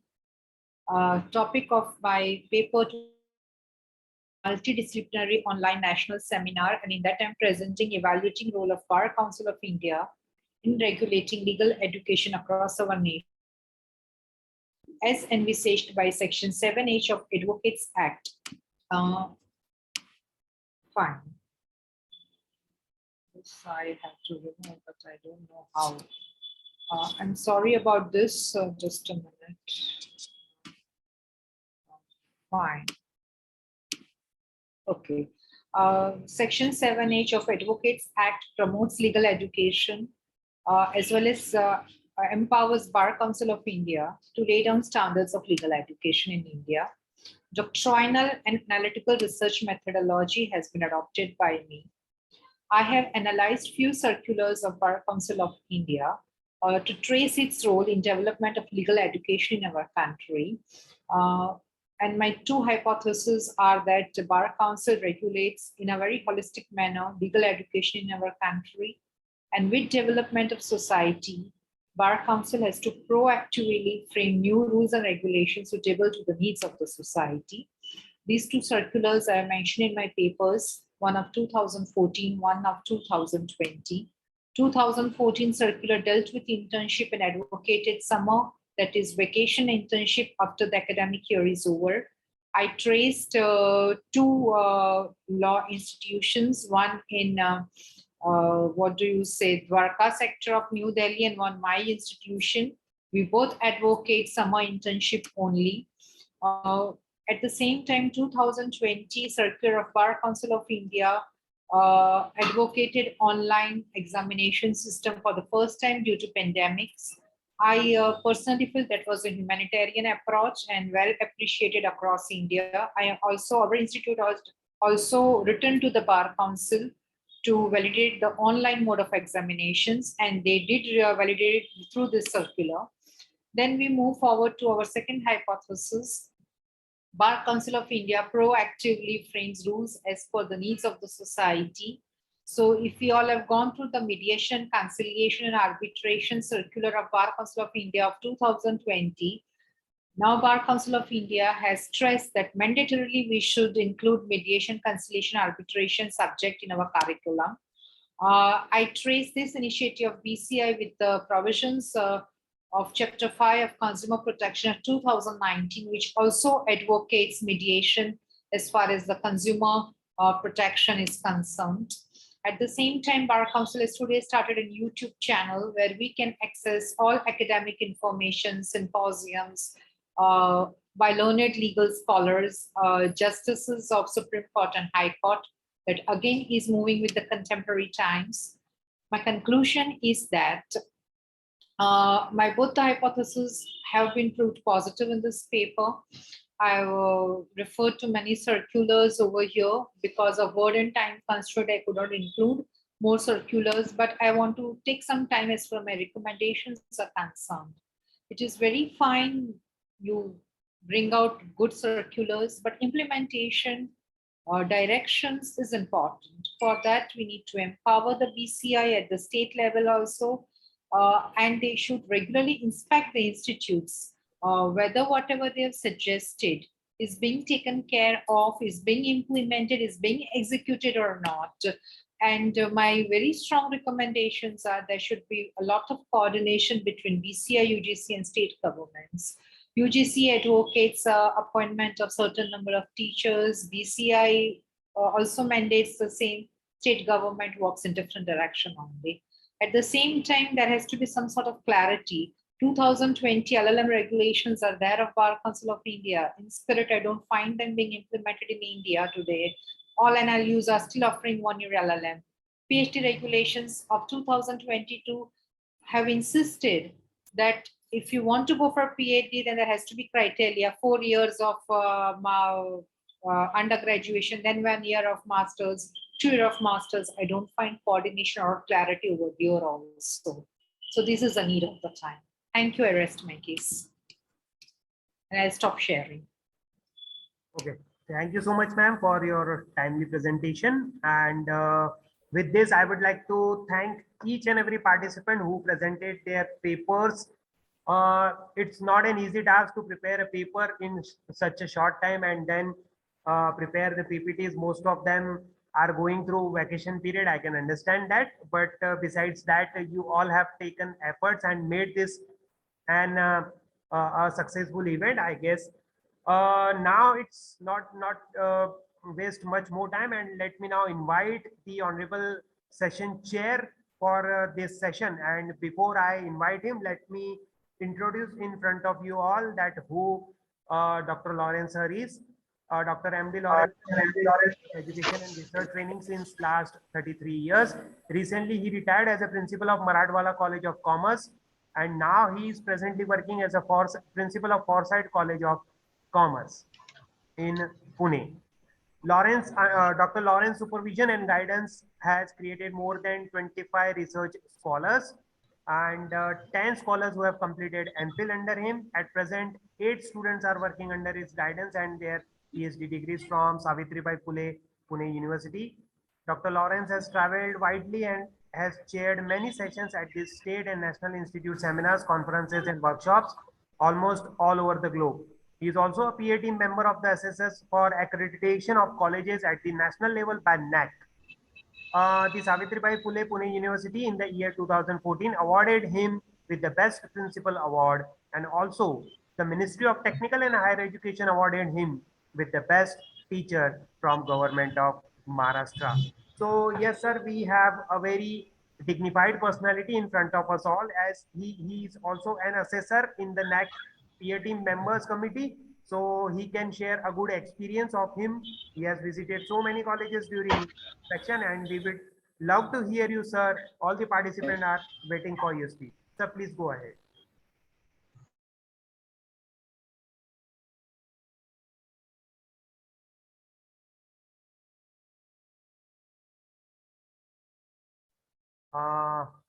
Sir, you are not audible, sir.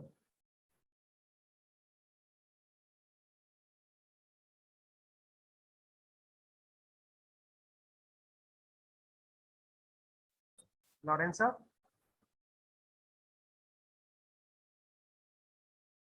I guess Lawrence, sir,